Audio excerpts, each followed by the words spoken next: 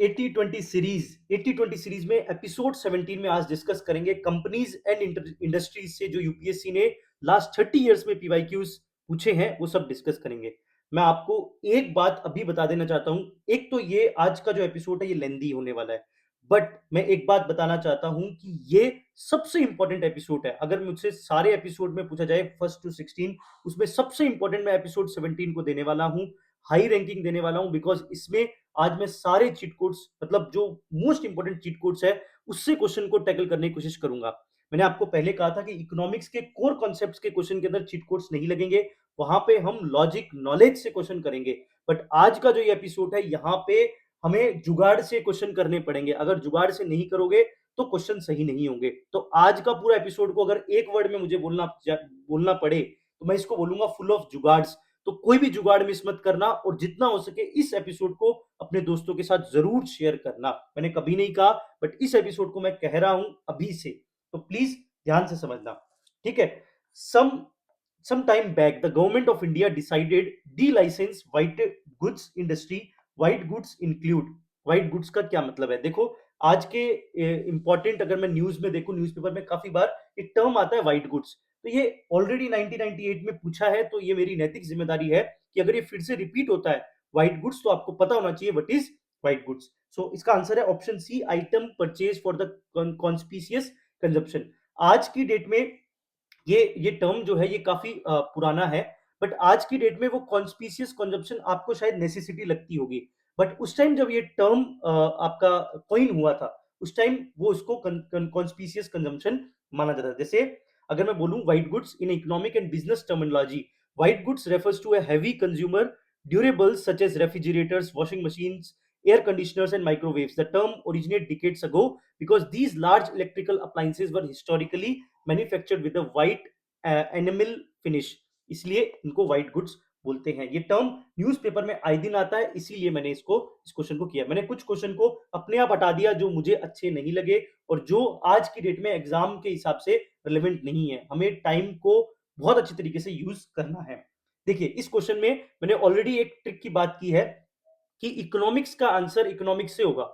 ठीक है, इमोशन से नहीं होगा, ये मैंने पहले भी बोल चुका हूं, और आज इस क्वेश्चन में भी फिर से वही बात लगेगी। Tourism industry in India is a quite small compared to many other countries in terms of India's potential in the size. Which one of the following statement is correct in this regard? Distance in India too far apart and its luxury hotels are too expensive for Western tourists. ये ऐसे नहीं लग रहा कि यार कोई इंसान ऐसे रो रहा है, अरे भाई बहुत ही महंगा है, ये है, तो इमोशंस आ रहे हैं। आप समझो इस बात को। For most of the months India too hot for the western tourist to feel comfortable. ठीक है। Most of the picturesque resorts in India such as in the north east and Kashmir are for the practical purpose out of bounds. ठीक है। In India the infrastructure required for attracting tourists is inadequate। ठीक है, ये 1999 का question है। ठीक है, तो उस समय के हिसाब से अगर मैं बात करूं तो इंफ्रास्ट्रक्चर मतलब इकोनॉमिक्स का सबसे कोर कॉन्सेप्ट हम जो डिस्कस करते हैं, मतलब इकोनॉमिक्स में हम जो कोर कॉन्सेप्ट्स डिस्कस करते हैं उसके अंदर हम इंफ्रास्ट्रक्चर की बात करते हैं। सो यहाँ पे आपका इंफ्रास्ट्रक्चर आंसर होने वाला है। बाकी बिकॉज अदर के अंदर इमोशंस आ रहे हैं, आप ध्यान से समझिए। कंफर्टेबल की बात हो रही है, ठीक है, कश्मीर और इधर नॉर्थ ईस्ट की बात हो रही है, बट यहाँ पे देखो एक रियल फैक्ट की बात हो रही है कि the infrastructure required for attracting tourist is in adequate. So please इस बात को समझिए, इकोनॉमिक्स के आंसर, मैं जनरली इकोनॉमिक्स की बात कर रहा हूं, फैक्ट से आंसर होगा, इमोशन से नहीं होगा। कई बार हम भावनाओं में बह जाते हैं, और ये देखो पूरी कोशिश कर रहा है आपको भावनाओं में बहने के लिए कि ए बी सी तीनों में भावनाओं में बहाने की कोशिश कर रहा है कि कहीं तो बह जाओ, नहीं तो ऑप्शन डी में डायरेक्ट आपको फैक्ट मिलेगा। ठीक है, सो प्लीज इन क्वेश्चन में भावनाओं में नहीं बहना, ये हमें सीखना है। ठीक है, इस क्वेश्चन को समझिए। आज की डेट में ये क्वेश्चन थोड़ा सा गलत है, ठीक है, बट फिर भी हमें थोड़ा सा यूपीएससी का भी स्टैंड पता होना चाहिए इस टाइप के क्वेश्चन में कि क्यों क्या स्टैंड लेता है for the future purpose. Consider the following statement, small scale industries are in most cases, देखो वर्ड है the most cases, not as efficient as competitive the large scale ones, yet the government provides preferential treatment and reservation in the range of product to the small firms because small scale industries provide higher employment on per unit capital deployment basis। ठीक है, promote a regional dispersion of industries and economic activities, ठीक है, have performed better in export of manufactured goods than the large scale one, ठीक है, provide jobs to the low skill workers who otherwise may not find employment avenues elsewhere, ठीक है। सबसे, अगर मैं बात करूं कि सबसे गलत स्टेटमेंट कौन सा लग रहा है, have performed better in export of manufactured good, large industry, मतलब देखिए मैन्युफैक्चरिंग के लिए your product should be competitive, ठीक है, price wise it should be very competitive, so it's very difficult for the small scale industries to to get the price at a low level as compared to the large scale ones, because large scales के पास economy of scale होती है। so सबसे गलत अगर statement होगा वो होगा option three. अगर मैं थ्री को कट करता हूं तो मेरे दो ऑप्शन आ जाते हैं, 1 and 4 एंड 1 and 2, ठीक है। फोर्थ आपको पढ़ने में सही लगेगा, मैं मानता हूं, yes, provide low jobs to low skill workers otherwise may not, but UPSC ने इसको आंसर नहीं माना, बिकॉज देखो यहाँ पे दो ही स्टेटमेंट है, तो ज्यादा अगर अप्रोप्रिएट है यूपीएससी ने जो माना है इस क्वेश्चन के अंदर 1999 के अंदर, वो है 1 and 2, provide higher employment on per unit capital deployment basis and promote a regional dispersion of industries and economic activities. So option B is the correct as per the UPSC। उसकी अगर मैं answer की बात करूं, but option four भी गलत नहीं लग रहा, ये बात समझिए। तो कई बार ऐसा हो जाता है कि आपको शायद वो चीज सही लग रही है बट यूपीएससी को सही ना लगे। देखो यूपीएससी तो यूपीएससी है, उसको जो अच्छा लगेगा वो मानेगा, ठीक है, तो वो वाली बात है। बट अब से ये नहीं होगा फ्रॉम 2026, क्योंकि आपको काफी ज्यादा यूपीएससी ने इसके अंदर भी चेंजेस लेके आए, उस पर बात नहीं करेंगे। बट इतना समझिए ऑप्शन 1 2 दोनों सही है, 3 and 4 को यहाँ पे गलत माना है। फोर्थ आपको साउंड सही कर रहा होगा but it's a debatable but typically excluded, ये बात समझना, मैंने यहाँ पे लिख दिया, आप इसको पढ़ लेना। Consider the following statement, industrial development in India to an extent is constrained by, किन किन चीजों के कारण हमारा इंडस्ट्रियल डेवलपमेंट कंस्ट्रेंड हो रहा है, रुक रहा है, उसमें रुकावटें आ रही है, तो कौन सी रुकावटें होगी। देखो रुकावटें हैं नेगेटिव, ठीक है, तो देखते हैं यहाँ पे क्या क्या है। देखो सभी को यहाँ पे नेगेटिव ही साउंड किया गया है, आप ध्यान से समझिए, सब में नेगेटिव साउंड है, तो या पॉजिटिव नहीं है, तो मतलब चारों स्टेटमेंट होने के चांसेस तो है, ठीक है, बट चारों आंसर नहीं है, इसका मतलब कोई ना कोई तो गड़बड़ निकालनी पड़ेगी, बात समझ रहे हो। देखो इस तरीके से भी हमें सोचना है एग्जाम के अंदर, देखो आंसर नहीं है, एक तो गलत निकालना ही पड़ेगा तुम्हें, कोई एक गलत निकाल दो तुम्हारा आंसर आ जाएगा, ठीक है। So lack of adequate entrepreneurship and leadership in business, तो हाँ भाई यार, एंटरप्रेन्योरशिप वैसे भी नहीं, अब शार्क टैंक आया है, अब लोग जो है एंटरप्रेन्योरशिप की बात कर रहे हैं, बट इंडिया में आज भी गवर्नमेंट जॉब्स और ये सब बहुत ज्यादा चल रहा है as compare to entrepreneurship, so yes ये एक बहुत बड़ी रुकावट है। Lack of savings to invest, यहाँ पे फैक्ट से आप इस बात को काट सकते हो कि नहीं, क्या इंडिया में सेविंग की कमी है, ये यूएस वाले तो नहीं है हम कि भाई क्रेडिट कार्ड पे जीते हैं, ठीक है, इंडिया भी हम कॉपी कर रहे हैं क्रेडिट कार्ड्स पे जीने के लिए, ईएमआई से चलने के लिए, बट इंडिया अगर मैं देखूं इन जनरल इंडिया की, इंडियंस की साइकी है सेविंग्स, ठीक है। आप कोविड के अंदर देख सकते हो कि हर घर के डब्बों में से आपके चावल के डब्बों में, दाल के डब्बों में, उनमें पैसे निकले हैं। So lack of savings to invest, this is very difficult to say, and as per the fact also around 30% हमारा सेविंग में जाता है, household savings is around 30%, 29 to 30%, so this is factually incorrect statement, ठीक है। Lack of technology skill infrastructure, ये तो रोते ही रहते हैं, हमेशा ही कहते हैं टेक्नोलॉजी नहीं है, स्किल नहीं है, मेंस में जब आंसर राइटिंग करोगे यही लिखोगे, ठीक है, जिसे पिटे पॉइंट्स है यही है, ठीक है। Limited purchasing power among the large masses, तो यस परचेसिंग पावर कम है, आज भी हम लोअर मिडिल क्लास के अंदर आते हैं तो परचेसिंग पावर हमारी कम है, ये स्टेटमेंट भी बिल्कुल सही है। सो सेकंड स्टेटमेंट रॉन्ग है, सेकंड रॉन्ग है, तो आंसर आएगा ऑप्शन बी 1 3 and 4, ठीक है। आपको सोचना है, एक गलत निकालना है, इस तरीके से आपको आप इस क्वेश्चन को कर सकते हो। लैक ऑफ सेविंग, सेविंग नहीं, सेविंग बहुत है हमारे पास, ठीक है, ऐसा नहीं है, बट हम उसको सही तरीके से चैनलाइज नहीं कर पा रहे, that is the problem. While India is a developing country, it has historically maintained a relatively high domestic saving rate, ठीक है, often exceeding 20 to 30% of GDP compared to many other developing nations. The primary issue was not the lack of saving, but rather the inefficient conversion of those savings into a productive industrial investment and the high cost of capital. That is the major problem. ठीक है, ये बात समझना है। देखिए balance sheet का question मैं आपको बार बार कह रहा हूं, मैंने पहले आरबीआई वाले में भी कहा, एक कंपनी का भी कोई क्वेश्चन आया था उसमें बैलेंस शीट की बात हुई, मैं बार बार कह रहा हूं कि अब का यूपीएससी 2025 के बाद यूपीएससी का इंटरेस्ट है बैलेंस शीट जानना, ठीक है, तो आपको कंपनी की बैलेंस शीट पता होनी चाहिए, आरबीआई की बैलेंस शीट पता होनी चाहिए और बैंक्स की बैलेंस शीट पता होनी चाहिए, ये तीन बैलेंस शीट आपको क्लियर होनी चाहिए। बैलेंस शीट क्या बताता है? बैलेंस शीट आपको एसेट्स एंड लायबिलिटीज बताता है। मैंने ऑलरेडी आरबीआई वाले एपिसोड में भी ये चीज डिस्कस की है, 2025 का क्वेश्चन डिस्कस किया है। सेम यही बात है। Option C, determine the size and composition of assets and liabilities of a company. एक balance sheet, it is possible to determine the size and composition of assets and liability. So balance sheet is meant for the understanding the composition and the size of the assets and the liability of a company. ठीक है, यहाँ पे share, dates, assets, सिर्फ asset नहीं, यहाँ liability की भी बात होगी, सिर्फ प्रॉफिट की बात नहीं होगी। ठीक है, ये बात याद रखना। So option C is the correct answer. Already I discussed इसके बारे में, और यहां से फिर से क्वेश्चन रिपीट होने के चांसेस है। Consider the following factors regarding an industry. ठीक है, आप सोच रहे होंगे कि भैया ट्रिक्स अभी तक नहीं है। अरे आएगी भाई चीट कोड, तुम टेंशन ना लो, जब आएंगे तो रुकेंगे नहीं। ठीक है, थोड़ा पेशेंस रखो। Consider the following factors regarding an industry. ठीक है, so which of the these determine the nature and the size of industry. इसमें से कौन से नेचर एंड साइज को मानेंगे? अब देखो, तुम्हारा मन करेगा कि चारों ही मानेंगे। कैपिटल इन्वेस्टमेंट, ठीक है भाई, साइज तो बता सकता है, नेचर बता सकता है, दोनों चीज पूछी है। कैपिटल इन्वेस्टमेंट बता सकता है, बिजनेस टर्नओवर बता सकता है, लेबर फोर्स भी बता सकता है, पावर कंजम्पशन भी बता सकता है। बट यहाँ पे ऑप्शन में चारों तो है ही नहीं। इसका मतलब तुम्हें एक मिनिमम तो एलिमिनेट करना पड़ेगा। ठीक है, दो करो तो बहुत अच्छी बात की भाई ऑप्शन डी है। एक आपको दो का भी ऑप्शन है और एक का है, मिनिमम एक तो एलिमिनेट करना ही पड़ेगा। अब चारों में कौन सा एलिमिनेट करोगे? आज की डेट में इसका आंसर 1 2 3 4 ऑल होना चाहिए, बट उस टाइम ये ऑल नहीं था। ठीक है, आज की डेट में ये ऑल होना चाहिए आफ्टर 2020। ये बात मुझे बतानी थी, इसीलिए मैंने ये क्वेश्चन इंक्लूड किया है। पहले बिजनेस टर्नओवर को बिजनेस टर्नओवर को डिटरमाइन नहीं किया जाता था in order to understand the nature and the size of the industry, but after 2020, ठीक है, रिक्लासिफिकेशन ऑफ एमएसएमई, उसके अंदर से बिजनेस टर्नओवर को भी कंसीडर किया जाता है। आप ये जानने के लिए मैं ये क्वेश्चन लिया है, बिजनेस टर्नओवर।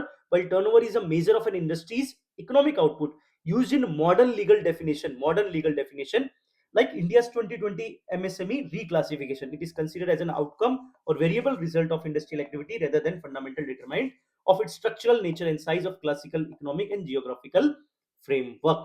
ठीक है, तो ये बात दिमाग में रखना है। बिजनेस टर्नओवर आज की डेट में ये आंसर होगा, चारों ही डिटरमाइन करेंगे ना, nature and the size of industry, capital investment, business turnover, labour force and power consumption, all will determine the nature and the size of the industry. Next question बहुत मजेदार। ठीक है, यहां से ट्रिक शुरू हो रही है, ध्यान से समझना। सबसे पहले भैया इस क्वेश्चन को करें ना तो आपकी ट्रिक फेल हो रही है। चलो मैं मानता हूं, कौन सी ट्रिक फेल हो रही है? देखो, एक ट्रिक मैंने बोली कि एक्ट, कि भाई जहां पे एक्ट आ जाए वो जनरली स्टेटमेंट सही होते हैं। दूसरा मैंने देखा है ये 15 करोड़, 25 करोड़।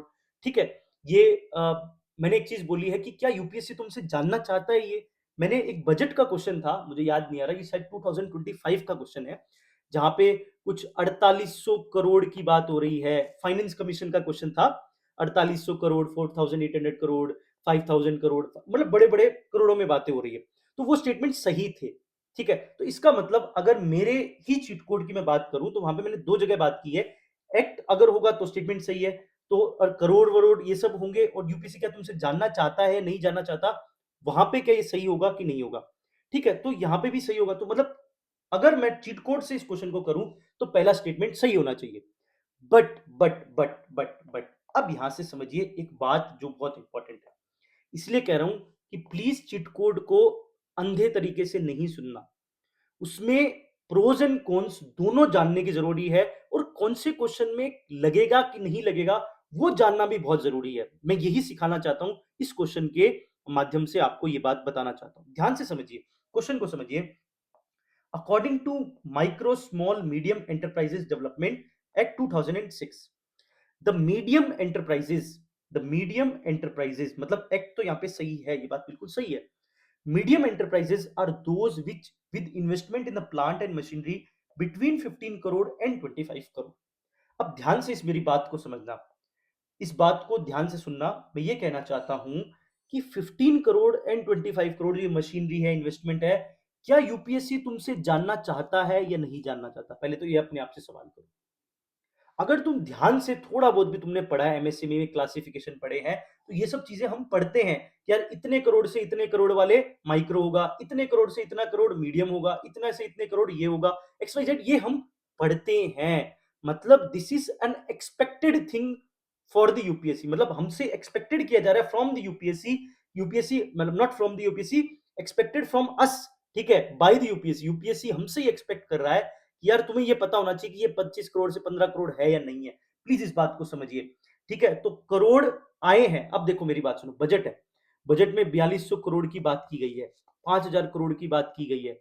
ठीक है, अब क्या तुम्हें ये एग्जैक्ट डेटा पता होना चाहिए? नहीं पता होना चाहिए। भैया 4200 करोड़ तुम रटोगे क्या कि भैया इस वाले पर्टिकुलर डिफेंस के अंदर 4200 करोड़ गए हैं, इस पर्टिकुलर बजट के लिए इतना एलोकेशन फाइनेंस कमीशन ने इतने करोड़ का किया है?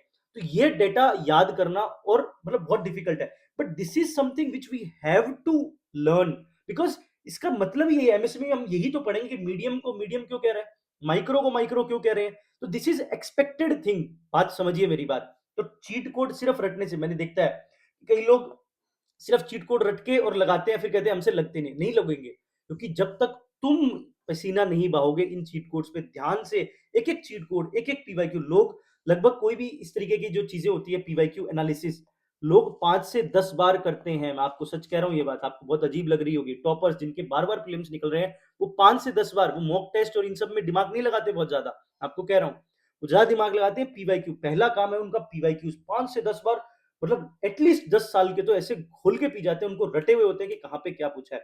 ठीक है, और ये बहुत इंपॉर्टेंट है, तो इस बात को समझिए कि ये एक्सपेक्टेड था आपसे। ठीक है, इसीलिए स्टेटमेंट रॉन्ग है, ये बात समझिए। मैं लॉजिक के साथ आपको बता रहा हूं, और जो बातें मैंने पहले बोली है, मैं अपनी बात भी काटने के लिए यहां तैयार हूं। ठीक है, मुझे कोई दिक्कत नहीं है, बिकॉज मुझे आपको ट्रांसपेरेंसी के साथ जो है वो लर्निंग देनी है, मतलब मैं आपको सिखाना चाहता हूं जो भी, वो भी ट्रांसपेरेंट तरीके से। All bank loans to the micro small medium enterprises qualify under priority sector. Yes, this is the correct statement कि सारे, अगर आप एमएसएमई को दोगे तो ये प्रायोरिटी सेक्टर, आपने पढ़ा भी होगा प्रायोरिटी सेक्टर लैंडिंग में। सो आंसर इज 2 ओनली। ठीक है, अब देखिए न्यू क्लासिफिकेशन आया है एमएसएमई का अप्रैल 1 2025 से, वेरी इंपॉर्टेंट, फिर से पूछा जा सकता है, इसीलिए मैंने यहाँ पे डाला है। जैसे definition of micro enterprises, definition of small enterprises and definition of medium enterprises. Micro enterprises मतलब investment in plant and machinery equipment up to 2.5 crore. Micro, अगर आपने मशीनरी, यही तो क्वेश्चन पूछा था यहाँ पे कि भैया investment in plant and machinery between, ये पूछा था मीडियम एंटरप्राइज का, यहां से क्वेश्चन पूछा था। ठीक है, तो ये मतलब फिर से क्वेश्चन पूछा था क्योंकि ये एक्सपेक्टेड है, तुम्हें पता होना चाहिए। तो देखो, अगर अप टू 2.5 करोड़ रुपए तुमने अपने प्लांट मशीनरी में लगाए हैं और तुम्हारे 10 करोड़ के अंदर अंदर एनुअल टर्नओवर है, अब देखो इनको ऐसे भी मत रट लेना, मान लो कि वहां पे दे दिया हो कि यार एक ऐसी इंडस्ट्री है जिसका 1 करोड़ का मशीनरी इक्विपमेंट है और उसकी 8 करोड़ की लगभग टर्नओवर है, तो वो कौन से में आएगी, माइक्रो में आएगी, स्मॉल में आएगी, मीडियम में आएगी? तो आप कहोगे माइक्रो में आएगी। ठीक है, ऐसे मत रट लो कि भाई 10 करोड़ ही होगा, अप टू 10 करोड़, ये word up two is very important, कई बार हम जल्दबाजी में इनको नेग्लेक्ट कर देते हैं, बट यूपीएससी थोड़ा सा ट्वीक करके हमसे क्वेश्चन पूछा था, तो up to word is very important. यहाँ पे अप टू आपको देखना है, 2.5 करोड़ तक अगर तुमने पैसा लगाया है, रोकड़ा लगाया है, और 10 करोड़ की तुम सालाना सेल कर रहे हो, टर्नओवर कर रहे हो अंदर अंदर उसके, तो माइक्रो कहलाओगे। स्मॉल मतलब अप टू 25 करोड़, 25 करोड़ तक तुमने पैसा लगाया हुआ है, ठीक है, और एनुअल टर्नओवर तुम्हारा अप टू 100 करोड़ है, ठीक है, तो तुम स्मॉल कहलाओगे। मीडियम के लिए 125 करोड़, इसको बढ़ा दिया गया है, 125 करोड़ तक equipment machinery and annual turnover 500 crore. ठीक है, तो अगर टर्नओवर 500 करोड़ तक है तो भी वो आपकी एमएसएमई कहलाएगी। प्लीज ये तीनों डेटा आपको याद होने चाहिए, रटे हुए होने चाहिए, ये एक्सपेक्टेड है आपसे, क्योंकि ये बेसिक है। माइक्रो स्मॉल मीडियम, माइक्रो को माइक्रो क्यों कहोगे, स्मॉल को स्मॉल क्यों कहोगे, और मीडियम को मीडियम, इन्हीं के बेसिस पे तो कहोगे, तो ये तो पता होना चाहिए, यूपीएससी यहां से पूछेगा। So please keep this thing in mind. I hope कि लास्ट मतलब इन फ्यूचर 1-2 साल के अंदर यहां से एक क्वेश्चन बनने के हाई चांसेस है। सो मुझे मत कहना, मुझे कमेंट में बाद में बता देना कि भैया यहाँ से क्वेश्चन आ गया है। ठीक है, अब सुनो यहाँ पे बात, 2001 का क्वेश्चन है, the installed capacity of power generation is around 9000, sorry क्या है ये, 95,000 मेगावाट। ठीक है, 95,000 megawatt. Okay, nuclear plant contribute nearly 15%। ठीक है, हाइड्रो इलेक्ट्रिसिटी नियरली 40%। ठीक है, थर्मल पावर प्लांट नियरली 80%। ठीक है, परसेंटेज दिए हुए हैं। जनरली परसेंटेज अगर तुम्हें नहीं आता तो गलत है, आता है तो तुम उसमें देखो, दिमाग लगाओ, नहीं आता तुम्हें ये मानना है कि परसेंटेज गलत है, अगर तुम मेरी बात मानोगे तो तुम 80% क्वेश्चन के अंदर सही रहोगे। ठीक है, 20% गलत भी हो सकते हैं, मैं पहले बता रहा हूं, बट देखो पूरा गेम प्रोबेबिलिटी का है, प्रीलिम्स। ठीक है, रिस्क तो लेना पड़ेगा। ठीक है, तो यहाँ पे तुम राम बन के नहीं, कृष्ण बन के प्रीलिम्स निकलेंगे, मैं सही बता रहा हूँ। राम से तो वो होता है कि राम इस मर्यादा पुरुषोत्तम, ठीक है, आइडियल, बट ये वर्ल्ड आइडियल नहीं है, कलयुग है, ठीक है। तो साम दान दंड भेद कृष्ण की तरह सब लगाने पड़ेंगे, ठीक है, नॉलेज भी यूज करनी पड़ेगी और ये जुगाड़ भी दिमाग में रखने पड़ेंगे, ठीक है, अगर आपको प्रीलिम्स निकालना है तो। मैंने भी गलती की थी कई बार, तो ये कहूंगा कि ये गलती मत करना। दोनों का एक बैलेंस और दोनों में बहुत अच्छी महारती, आपको बेसिक नॉलेज हर सब्जेक्ट्स की बहुत अच्छे तरीके से क्लियर होनी चाहिए। पता चले तुम्हें डीपीएसपी याद नहीं है, पता चले तुम्हें फंडामेंटल राइट याद नहीं और तुम चीट कोड के भरोसे गए पेपर देने, नहीं होगा, अभी बोल रहा हूं, ठीक है, अभी बोल रहा हूं, नहीं होगा। Basics is the most important, पहले बेसिक्स, ठीक है, बेसिक का फाउंडेशन बनाओ, उसके ऊपर एप्टीट्यूड डेवलप करो, प्रीलिम्स निकलने के हाई चांसेस रहेंगे, बाकी तुम्हारी किस्मत, ठीक है। So the installed capacity of power generation is around 95,000 megawatt. देखो तीनों फैक्ट दिए हुए हैं, बहुत डिफिकल्ट है, ना मुझे याद है ना पता है, तो मैं इन तीनों को गलत मानूंगा। और ये भी एक ऐसा फैक्ट है, ठीक है, तो चारों ही गलत होने के चांसेस है। बट उस टाइम 2001 के अंदर इसका कोई आंसर रहा होगा, मुझे नहीं पता क्या आंसर है, बट आज की डेट के अंदर मैं बात करूं तो इसका आंसर चारों होगा, चारों ही गलत होंगे, ठीक है। तो मेरा ये कहना है कि तुम्हें आगे अगर मानना है तो परसेंटेज को गलत मान सकते हो। तो अब सवाल उठता है कि भैया इसके सही आज की डेटा क्या है। देखो थोड़ा डेटा जान लो और कितना इसने हेरफेर किया डेटा में, इसको समझो। देखो 95,000 मेगावाट आज की डेट में ये है 4,90,000। वैसे भी टाइम का भी बहुत डिफरेंस हो गया, 2000 एंड 2026 साल का फर्क है, तो डेटा में फर्क रहेगा। बट यहां पे देखो उस समय बोल रहा है न्यूक्लियर प्लांट का 15%, आज की डेट में 1.6 एंड 2% है मोस्टली, मतलब न्यूक्लियर प्लांट्स 1 to 2% इतना ही कॉन्ट्रीब्यूशन है। नियरली 40% बोला है हाइड्रो इलेक्ट्रिसिटी प्लांट का, लेकिन आज की डेट में तुम्हारा 11% है, 11%।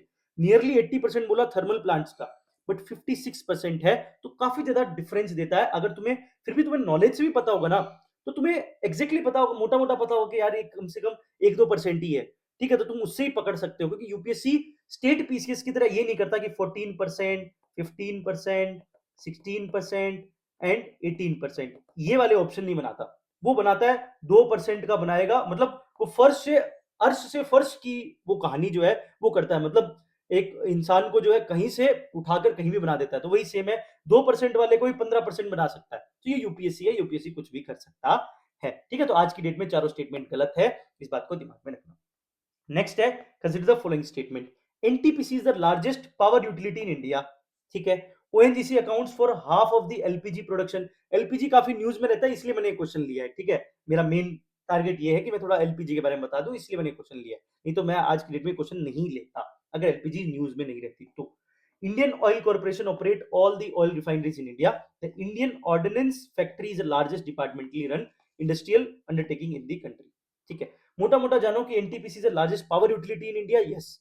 ONGC accounts for half of the LPG production, no. ONGC is a gas exploration company, ONGC is a gas exploration company. So gas exploration company production नहीं करती, मैं आपको बताऊंगा अभी, ये डिफरेंस है, बहुत इंपॉर्टेंट डिफरेंस है आज की डेट में।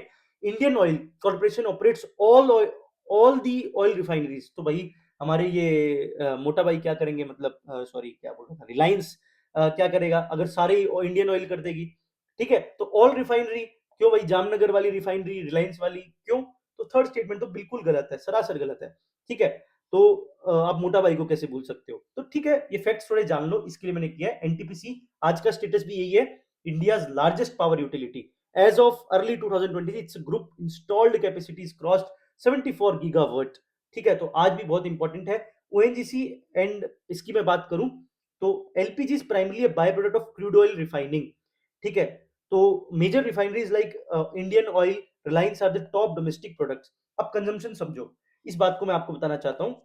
इंडिया में एलपीजी का अगर जितना कंजम्पशन है उसका 40% ही हम खुद हमारी कंट्री से इसको डिमांड को मीट कर सकते हैं, 60% हम इंपोर्ट करते हैं। ये बात दिमाग में रखना, एलपीजी से related about 60% of we import to support a massive expansion of Ujjwala Yojana, ये बात याद रखना, एज ऑफ 2026, ठीक है। This is the fact which I want to मतलब आपको बताना चाहता था, इसलिए, ठीक है। सो ऑप्शन सी, ठीक है, द रिफाइनिंग सेक्टर मिक्स्ड है, सब है यार इसमें, सिर्फ इंडियन ऑयल नहीं है, ठीक है। Power giants like Nayara energy, ये जामनगर वाले रिलायंस भाई साहब सब है, ठीक है। ऑर्डिनेंस फैक्ट्री स्टेटस क्या है, टेक्निकली मॉडिफाइड है, आज की डेट में कॉर्पोरेटाइज हो गई है, ठीक है। तो अगर पहले किताबों के अंदर टेक्स्ट बुक के अंदर ये ऐसा आंसर दिया जाता था, बट आज की डेट में इसका ये स्टेटस है, बस थोड़ा थोड़ा जान लो, ठीक है। अगर मान लो यहाँ से कुछ रिपीट होता है तो you can in a position to eliminate the options. ठीक है, this is my fundamental concern for you. Which of the following statement is not correct? इसमें से कौन सा करेक्ट नहीं है? ठीक है, आज की डेट में दो आंसर है इस क्वेश्चन के। ठीक है, तो बस मैं आपको ये बताना चाहता हूं कि आप इनके बारे में थोड़ा सा जान लो। जैसे जो जो यहाँ पे आए हैं, जैसे नाइट्रोजनियस फर्टिलाइजर, ठीक है, फिर आपका स्टील प्रोडक्शन एंड देन आपका सिल्क एंड देन कोल। इनकी चारों की रैंकिंग पता होनी चाहिए। एक तो नाइट्रोजन, एक स्टील, एक सिल्क और एक कोल। ठीक है, इन चारों की आपको पता होनी चाहिए। चारों में अगर मैं आपको बताऊं तो सेकंड पोजीशन है, बस ये याद रखो। आज की डेट में चारों में हमारी सेकंड पोजीशन है, बस मैं ये बताना चाहता हूं। मान लो कहीं पे एक आ जाए, सिल्क से रिलेटेड आ जाए कि ये फोर्थ लार्जेस्ट है, सेकंड लार्जेस्ट है, जो भी XYZ, तो आपको पता होना चाहिए। ये चार याद कर लो क्योंकि ये पीवाईक्यूज में आए हुए हैं। Steel, silk, coal and nitrogen fertilisers. ठीक है, इन चारों में आज की डेट में हमारी सेकंड रैंक है। ठीक है, मैंने यहाँ पे चारों लिख दी है, इसको पढ़ लेना आराम से, तसल्ली से मैंने लिख दी है। ठीक है, थोड़ा सा टाइम कम है इसलिए मैं थोड़ा सा स्पीड में हूं, बिकॉज आगे बहुत सारे क्वेश्चन हैं और मुझे बहुत सारी बातें बतानी है।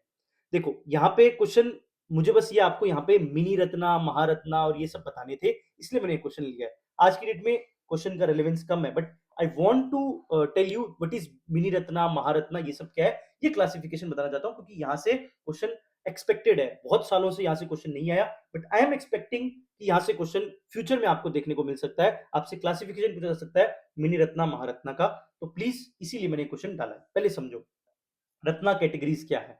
तीन कैटेगरीज है, एक है महारत्ना, एक है नवरत्ना, ठीक है, और एक है मिनी रत्ना। थोड़ी थोड़ी कंपनीज को जान लो।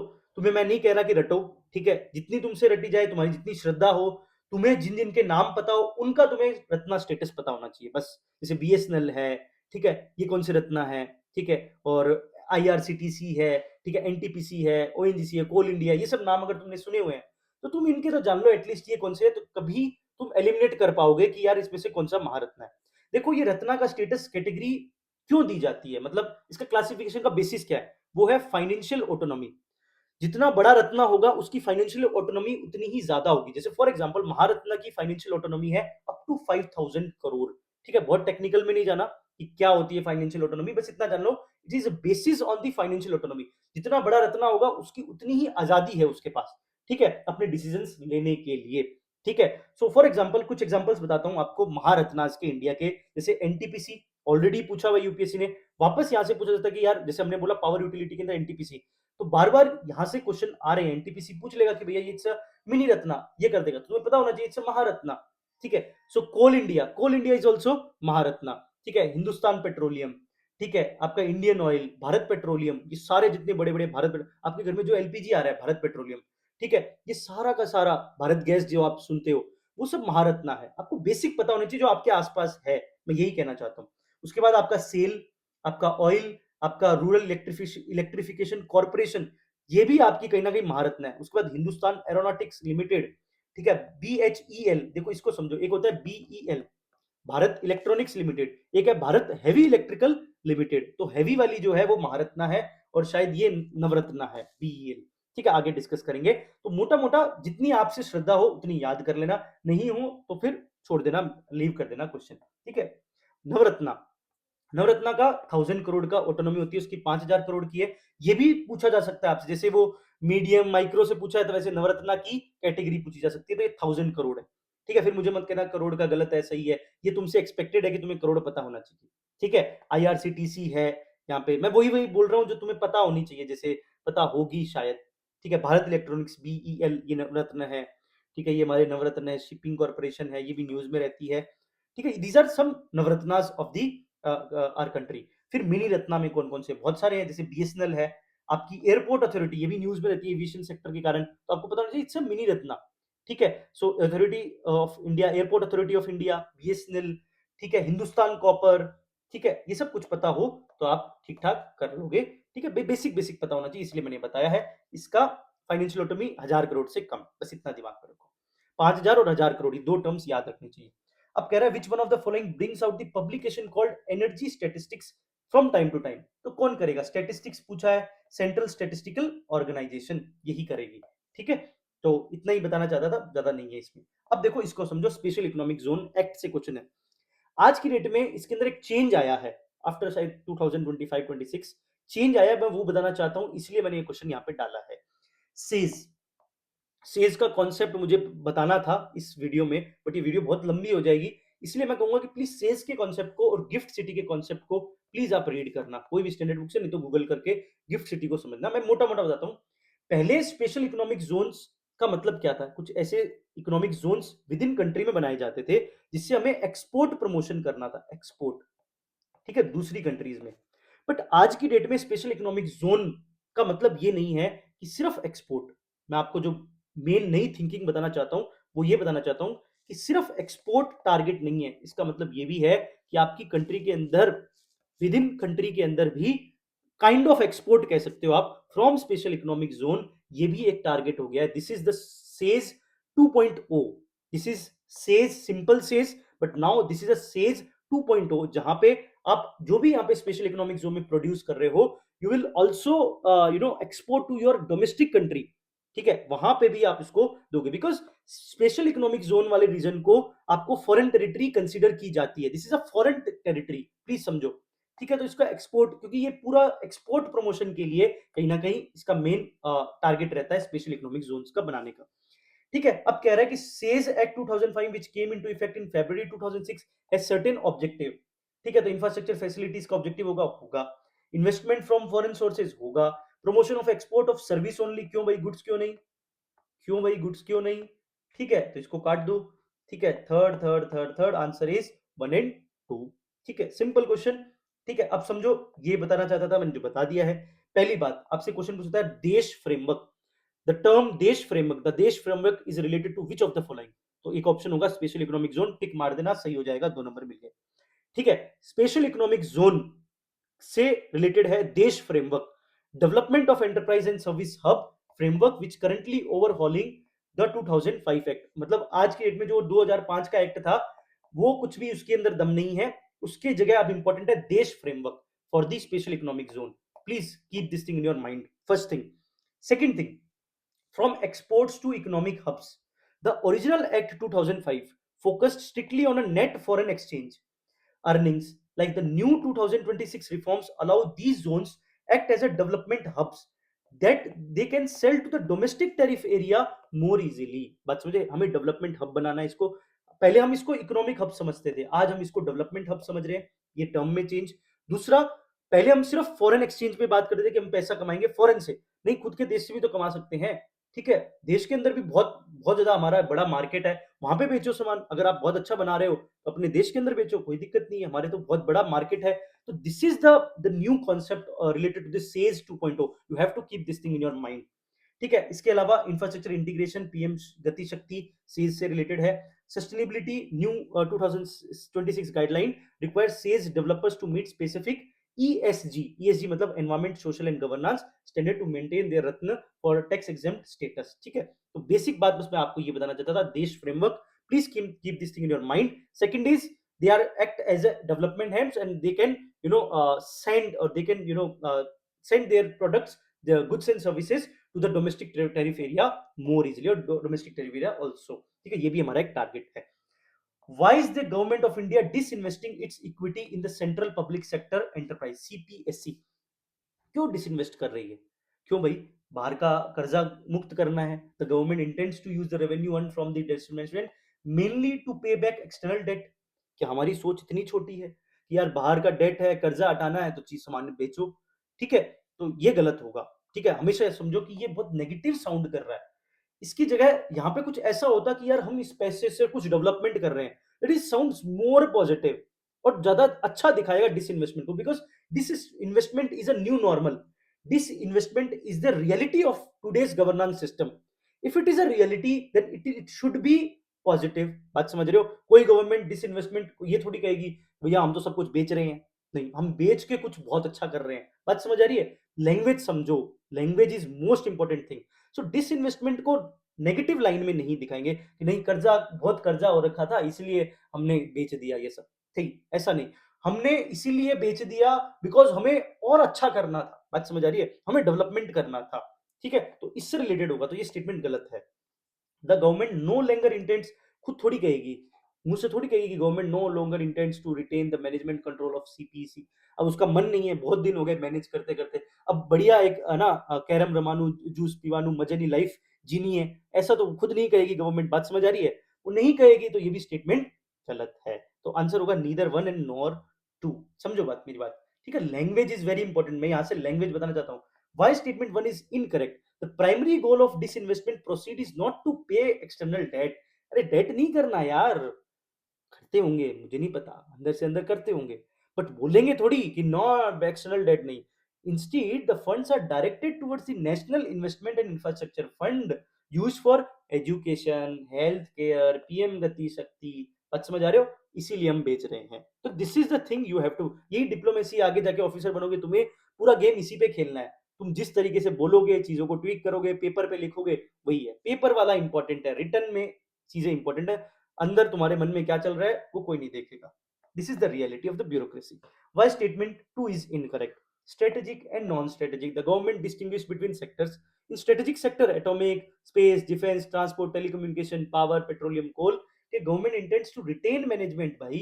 ऐसा थोड़ी है, सीपीएससी को कैसे थोड़ी रखेंगे कि यार छोड़ देंगे, मैनेजमेंट कंट्रोल करना चाहते हैं, ठीक है? Even in the minority disinvestment, ठीक है, थोड़ा सा गवर्नमेंट फिर भी यहाँ पे भी आपका मैनेजमेंट रखना चाहता है। तो ये सब कुछ नहीं है, ये सब कहने की बातें हैं। गवर्नमेंट का मन नहीं है, मन उठ गया मैनेजमेंट से, कुछ नहीं, मैनेजमेंट करना चाहता है, वो भी ऐसे सेक्टर्स के अंदर। अब आ जाओ नेक्स्ट क्वेश्चन। 8 कोर इंडस्ट्रीज पे पूछा है, ठीक है? पूछा है लगभग 8 कोर इंडस्ट्री का 40% के आसपास वेटेज है, ठीक है? अब सवाल उठता है ये 8 कोर इंडस्ट्री क्या है? दूसरा सवाल उठता है कि इनके वेटेज क्या है? भैया क्या इंपॉर्टेंट है? यस, वेरी इंपॉर्टेंट है। क्या पूछा जा सकता है? बहुत आसानी से पूछा जा सकता है, क्योंकि 2 बार पूछा हुआ है। ये 2012 में पूछा था, उसके बाद 2015 में पूछा है। 2 ही तरीके के क्वेश्चन है। पहले तो आपको 8 कोर सेक्टर पता होने चाहिए, रटे हुए होने चाहिए। दूसरा, आपको उनके वेटेज पता होने चाहिए। तो भैया कैसे करें दोनों को अलग-अलग तरीके से? सिर्फ वेट्स याद कर लो कि किसका वेट क्या है 8 का, तो 8 अपने आप ही याद हो जाएंगे। बात समझ आ रही है? वेटेज के हिसाब से 1 2 3 याद कर लो, आपके 8 कोर इंडस्ट्रीज तैयार हो जाएगी। तो भैया आप ही करा दो, करवा देते हैं। चलो ध्यान से सुनो। Index release the office of economic adviser, department of promotion industry interrelated, ठीक है? बेस ईयर इसका 2011-12 है, चेंज करने की मन में है, ठीक है? इसको चेंज करेंगे, बट अभी तक तो नहीं हुआ है, आगे हो जाए तो थोड़ा देख लेना इसको, ये करंट अफेयर बन सकता है, बट अभी नहीं हुआ है जब तक मैं वीडियो बना रहा हूँ। सिग्निफिकेंस क्या है? 40%, ठीक है? इंडस्ट्रियल प्रोडक्शन में कोर सेक्टर है। कौन से हैं? वेट वाइज है, 1 2 3 है ये, ठीक है? जिसका सबसे ज्यादा वेट वो 1 नंबर, फिर वेट वेट नीचे डिक्रीज हो रहा है, ठीक है? Highest wait to low. याद कैसे कर सकते हैं? रिफाइनरी इंजीनियर स्टील कोल, एक रिफाइनरी इंजीनियर था, ऐसे सोचो, एक रिफाइनरी इंजीनियर, आंखों में आंखें बंद करो थोड़ी सी, ठीक है? एक इमेजिन मैनिफेस्टेशन करो, बहुत देर थक गए यार क्वेश्चन करते करते, थोड़ा ऐसे इमेजिन करो। रिफाइनरी इंजीनियर्स स्टील कर रहे हैं, कोयला चुरा रहे हैं, कोयला चुरा रहे हैं, बहुत सारे रिफाइनरी इंजीनियर है, कोयला चुरा रहे हैं, कोयला चुरा रहे हैं, स्टील कोल, ठीक है? फिर उसके बाद क्रूड नीड्स सीमेंट फर्टिलाइजर, ठीक है? कच्चे तेल को क्या चाहिए? सीमेंट चाहिए और फर्टिलाइजर चाहिए। बस सोचो, ये इमेजिनेशन है, ठीक है? दिस इज अ फिक्शन, ज्यादा दिमाग मत लगाना, लॉजिक लगाओगे नहीं रट पाओगे। Crude needs cement fertiliser. चलो एक एक को तैयार करते हैं। सबसे पहले रिफाइनरी, मतलब सबसे पहला वेटेज है रिफाइनरी प्रोडक्ट्स का। इंजीनियर से ई मतलब electricity, second is electricity, around 20% weightage है। थर्ड स्टील, मतलब चुराना नहीं है, स्टील मतलब अपना स्टील है, ठीक है? तो ये 18% के आसपास इसका वेटेज है, ठीक है? कोल, फिर कोल हो गया 10% के आसपास। फिर है क्रूड ऑयल, क्रूड, ठीक है? उसके बाद है नेचुरल, नीड मतलब एन मतलब नेचुरल गैस, ठीक है? फिर है सीमेंट एंड लास्ट है फर्टिलाइजर, ठीक है? सीमेंट एंड फर्टिलाइजर, ठीक है?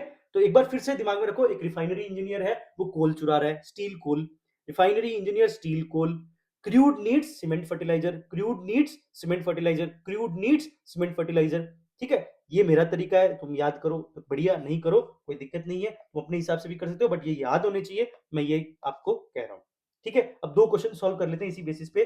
टेक्सटाइल था क्या? अभी तुमने पढ़ा कहीं टेक्सटाइल है? नहीं है, काटो। Fifth, fifth. अब आ जाओ यहाँ पे, वन है क्या? मतलब सीमेंट था क्या? यस सीमेंट था, ठीक है? तो उठा लगा, क्योंकि लास्ट में सीमेंट फर्टिलाइजर था ना, crude needs cement fertiliser, yes cement है, so answer is option C, ठीक है? क्लियर है। अब इसको देखो, in the index of core industry which one of following is the highest weight? किसको है? कोल को है क्या? इलेक्ट्रिसिटी को है क्या? फर्टिलाइजर को है क्या? स्टील को है क्या? इन चारों में से किसका है? अब देखो, अब फिर वही काम आएगा, coal production, electricity, fertiliser, steel. Fertiliser सबसे नीचे था, ठीक है? स्टील, हमने क्या कहा था, एक इंजीनियर है कौन सा, electrical refinery engineer, sorry, refinery engineer, steel, coal. ठीक है, तो रिफाइनरी प्रोडक्ट्स यहाँ पे नहीं दिया हुआ, फिर है इलेक्ट्रिसिटी, तो इलेक्ट्रिसिटी जनरेशन, ऑप्शन बी। ठीक है, तो थोड़ा सा इनको रटना पड़ेगा, थोड़ा सा अच्छे से। ठीक है, तो ये क्वेश्चन 2015 में पूछा है, 2026 में पूछ ले, 27 में पूछ ले, कभी भी पूछ सकता है। बेसिक रटे होने चाहिए, तुम नहीं रटोगे, टॉपर्स तो रट के जाएंगे, 2 नंबर पक्के हैं यहाँ से। ठीक है, तो वेट तैयार कर लेना इनको। नेक्स्ट है, what is the recent policy initiative of government of India to promote growth of manufacturing sector? Government कुछ कर रही है, पॉजिटिव चीज करेगी, ग्रोथ करनी है, पॉजिटिव में positive, national investment manufacturing zones बनाएगी, अच्छी बात है, टिक करो। सिंगल विंडो क्लियरेंस, अच्छी बात है, करो। टेक्नोलॉजी एक्विजिशन डेवलपमेंट फंड बना रही है, अच्छी बात है, करो। Answer is 1 2 3। दिमाग नहीं लगाना फालतू, दिमाग वहीं लगाना है जहां पे तुम्हारा दिमाग लगाने का ऐसे हो जाए कि भाई मेरी नॉलेज से ये कट हो रहा है, नहीं हो रहा, चुपचाप आंखें बंद करके ऑल कर देना 1 2 3। पॉजिटिव चीज है, ठीक है, पॉजिटिव ही होगा, अच्छी बात होगी, आगे भी भला होगा। ठीक है, इतना ही दिमाग लगाना है। अब आओ थोड़ा चीट कोड पे बात करते हैं। देखो, which of the following is are characteristic and characteristics of Indian coal? ठीक है, ये मेरा एक इंस्टाग्राम पे वीडियो है, यूपीएससी चीट कोड डे 7। ठीक है, वहां पे मैंने क्या सिखाया था, और आज इसी बात को मैं आपको यहाँ पे दिखाने जा रहा हूं, पहले इसको समझिए। देखो, यहां पे मैंने बोला था कि दो सिमिलर स्टेटमेंट, जैसे अनलाइक यहाँ पे है, अनलाइक यहाँ पे है, तो दोनों में से कोई एक सही और एक गलत होगा। पहली बात तो ये बात दिमाग में रखनी है, दो सिमिलर साउंडिंग स्टेटमेंट में एक सही और गले गलत, मतलब दोनों सही नहीं हो सकते, मतलब 2 और 3 कटेगा तो 2 और 3 कटेगा, दोनों एक साथ नहीं आएंगे। ए और सी पे आ गए। फिर देखो, फिर उसी बात को एक बार और यूज कर लेते हैं कि दो सिमिलर स्टेटमेंट नहीं होगा। अब देखो, यहाँ पे लायन की बात हो रही है, यहाँ पे चीता की बात हो रही है, अब मुझे आंसर क्या निकालना है, वन तो सही है, वन दोनों में सही है, मतलब ये स्टेटमेंट तो सही है। ठीक है, अब मुझे देखना है कि 2 सही है कि 3 सही है, इन दोनों में से सही कौन सा है, गलत कौन सा है। तो मैंने यहाँ पे बोला था कि देखो, एक में चीता की बात हो रही है, एक में लायन की बात हो रही है, तो लायन यहाँ पे बात हो रही है, यहाँ पे लाइन, तो एक लाइन सही है तो एक लाइन गलत होगा, तो थर्ड गलत होने के चांसेस ज्यादा है। आंसर इज ऑप्शन ए, 1 और 2। ये बात मैंने यहाँ पे बोली थी चीट कोड डे 7 इंस्टाग्राम के अंदर। ठीक है, सेम यही 2013 का क्वेश्चन देखा तो वहां भी यही लग रहा है। अब यहाँ पे इसके कमेंट, मतलब काफी लोगों ने इस वीडियो को देखी, 35,000 लोगों ने देखी, तो कुछ लोगों के कमेंट आए, ये सब बकवास है, ये है, वो है, ये वो है। ठीक है, तुम्हें बकवास लगे ठीक है, नहीं लगे तो ठीक है, मेरा तो आंसर निकलना चाहिए, पहले नॉलेज से लगाऊंगा, नॉलेज नहीं आएगी। अगर तुम इंडियन कोल के कैरेक्टरिस्टिक पता है, वेल एंड गुड, नॉलेज से करो, आंसर निकाल लो। नहीं आता तो, नहीं आता तो क्या करेंगे, इसी सेम कॉन्सेप्ट को यहाँ पे लगाओ। लो सल्फर, लो सल्फर, बात समझ आ रही है, सिमिलर साउंडिंग स्टेटमेंट, दोनों में से कोई एक सही और एक गलत। ठीक है, मतलब 2 और 3 एक साथ नहीं होंगे, ऑप्शन कट करो। क्लियर है? अब देखो, एक में ऐश की बात हो रही है, एक में ऐश की बात नीचे वाले में हो रही है, मतलब 2 और 3 में से कोई एक सही होगा, और 1 और 3 में से कोई एक सही होगा। बात समझ आ रही है? या तो 1 और 3, ये मेरी बात समझो कि लो, लो, इन दोनों में से कोई एक सही होगा। ठीक है, तो इन दोनों में से सही, low ash fusion temperature, low sulphur content.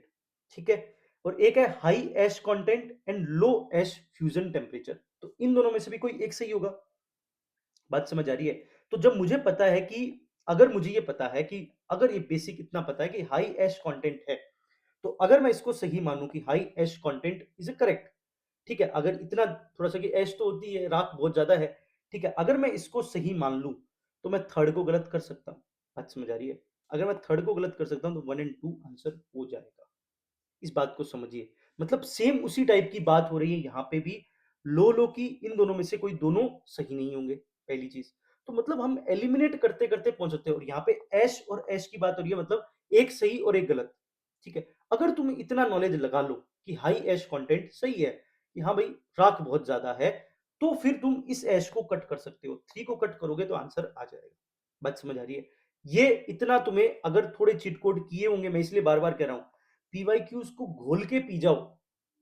तुम एक दिन एफएलटी ना दो, 4 दिन ना दो, फर्क नहीं पड़ेगा, बट पीवाईक्यू नहीं करके जाओगे तो फर्क पड़ना ही पड़ना है, ये बात निश्चित है। इस बात को लिख लो।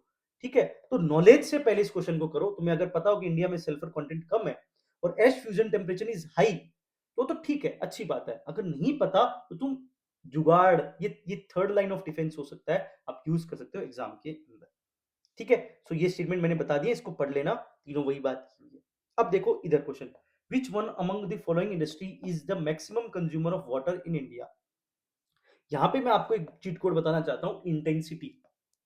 इंटेंसिटी, ठीक है, इंटेंसिटी का मतलब है कि कौन से ऑप्शन की इंटेंसिटी सबसे हाई है, जो बार बार दिखता है और जो सबसे इंपॉर्टेंट है हमारे देश के लिए, हमारे लिए, ठीक है, वहीं पे ये कुछ आंसर होगा जो बार बार दिखता है।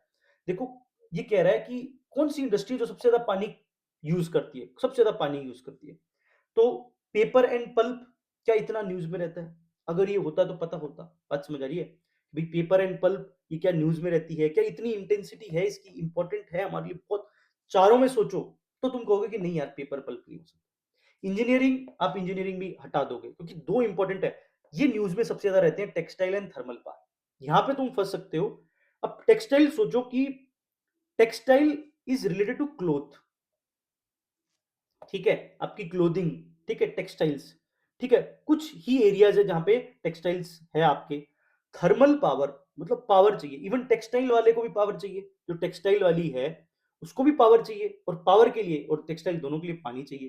तो तुम देखो इन दोनों में से ब्रॉड क्या है? Thermal power is a more broad, सबसे ज्यादा इंटेंसिटी, सबसे ज्यादा इंपॉर्टेंस अगर मैं बात करूं थर्मल पावर की, तो आप ऑप्शन डी तक पहुंच सकते हो। नहीं तो फिर आपको फैक्ट्स पता होने चाहिए, पाई डायग्राम रटे होने चाहिए कहां पे क्या है। बट अगर आप इस तरीके से गैस लेना चाहते हो लॉजिकल, तो इस तरीके से गैस ले सकते हो। इंटेंसिटी ये बहुत जगह काम आता है। आप option D thermal power is the answer.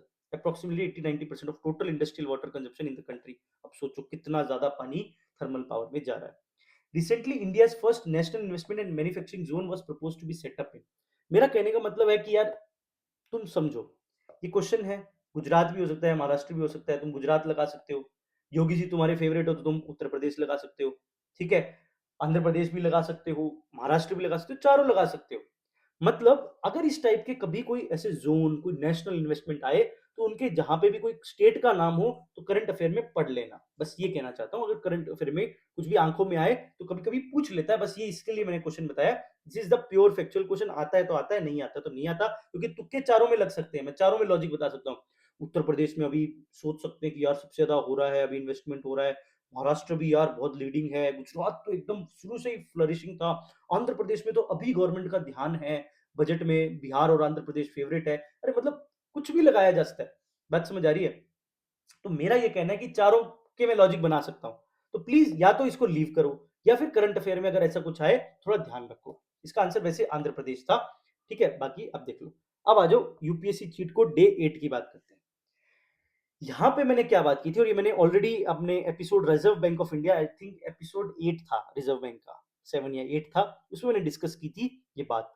ये आज मैं 5 क्वेश्चन में लगाने वाला हूं, 4 से 5 क्वेश्चन में लगा के दिखाऊंगा। यही सेम एक चीट कोड इसी एक एपिसोड के 4-5 क्वेश्चन में लगने वाला है। तुम कहोगे कि भैया क्या कह क्या रहे हो? मैं बिल्कुल कह रहा हूं, तुम सुनना। इसलिए कह रहा हूं कि भैया आज का एपिसोड मिस करने वाला है ही नहीं, ठीक है। देखो, with reference to rules imposed by Reserve Bank of India while treating foreign banks, ठीक है, there is no minimum। मैंने वहां पे क्या बोला था? मैंने बोला था कि अगर रूल्स दिया हुआ है तो कभी कोई रूल के अंदर ये लिखा होगा कि ये पर्टिकुलर रूल है, ये रूल है, ये रूल है। वहां पे ये थोड़ी लिखा होगा कि मतलब जो अगर मिनिमम कैपिटल रिक्वायरमेंट होगी तो ये लिखी होगी कि this is the minimum capital requirement which is needed in order to get the status of the foreign bank. Okay, so ये लिखा होगा, यहाँ ये थोड़ी लिखा होगा there is no minimum capital requirement. अगर नो मिनिमम कैपिटल रिक्वायरमेंट तो वो लिखना ही नहीं था। तो रूल के अंदर ये बातें लिखी नहीं होती। बात समझ आ रही है? सेम वही इसी स्टेटमेंट, जब मैंने इंस्टा पे ये बात बोली थी, तो मैंने ये बात बोला था कि ये सेम होगा पावर से रिलेटेड। अगर कभी भी कोई कॉन्स्टिट्यूशन में, कोई प्रोविजन में, कोई एक्ट में, कोई रूल में पावर की बात की गई होगी, तो किसी को पावर दी गई है, वो बात लिखी हुई होगी कि this is the power of this particular authority और पर्टिकुलर ऑर्गेनाइजेशन, पर्टिकुलर गवर्नमेंट, इसकी ये पावर है। वहां ये थोड़ी लिखी होगी कि ये इसकी पावर नहीं है। ये बात समझ आ रही है? अगर तुम मेरे इस बात को पकड़ पा रहे हो, तो मैं अगले 4-5 क्वेश्चन में ये लॉजिक लगा के दिखाऊंगा, ठीक है। 4-5 क्वेश्चन आगे आगे इंटरमीडिएट लेवल पे आएंगे, ठीक है, तो मैं पांचों में ये लगा के दिखाऊंगा। बट इस बात को पकड़ लो मेरी, ठीक है, बहुत काम आने वाली है और बहुत काम वाली ये चीज है। In India, state government do not have power to auction non coal mines. अगर उसके पास पावर होती तो सीधे लिखेगा पावर है। डू नॉट ये कहीं लिखा नहीं होगा कि डू नॉट है, ये किसने लिखा है? एग्जामिनर ने।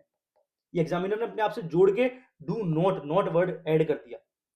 उसके पास पावर थी, पावर जैसी चीज लिखी हुई होती कि ये इसको पावर है, स्टेट गवर्नमेंट को, सेंट्रल गवर्नमेंट को। Do not have power, it's very, थोड़ा सा वियर्ड होता है। मैं नहीं कह रहा कि ये ऐसा नहीं हो सकता, बट 99% ऑफ चांसेस के अंदर ये स्टेटमेंट गलत होगा। प्लीज इस बात को समझिए, ठीक है। अभी तक तो मैं आपको जितने क्वेश्चन करूं उसमें देख लेना, तो ये स्टेटमेंट गलत है, वन गलत है, आंसर यहाँ पे 2 एंड 3 है। अब इसको समझो, Andhra Pradesh Jharkhand do not have gold mines, उसके कोई गोल्ड माइन नहीं है। गोल्ड माइन कहां कहां है ये हम पढ़ सकते हैं डेटा के अंदर, कहां पे गोल्ड माइन नहीं है, ये तो इंफिनिटी है।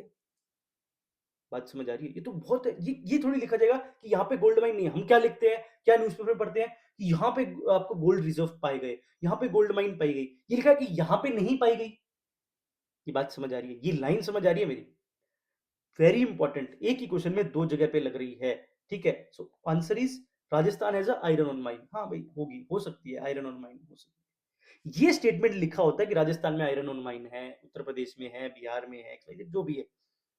ये नहीं लिखा हुआ कि Rajasthan do not have iron on mine.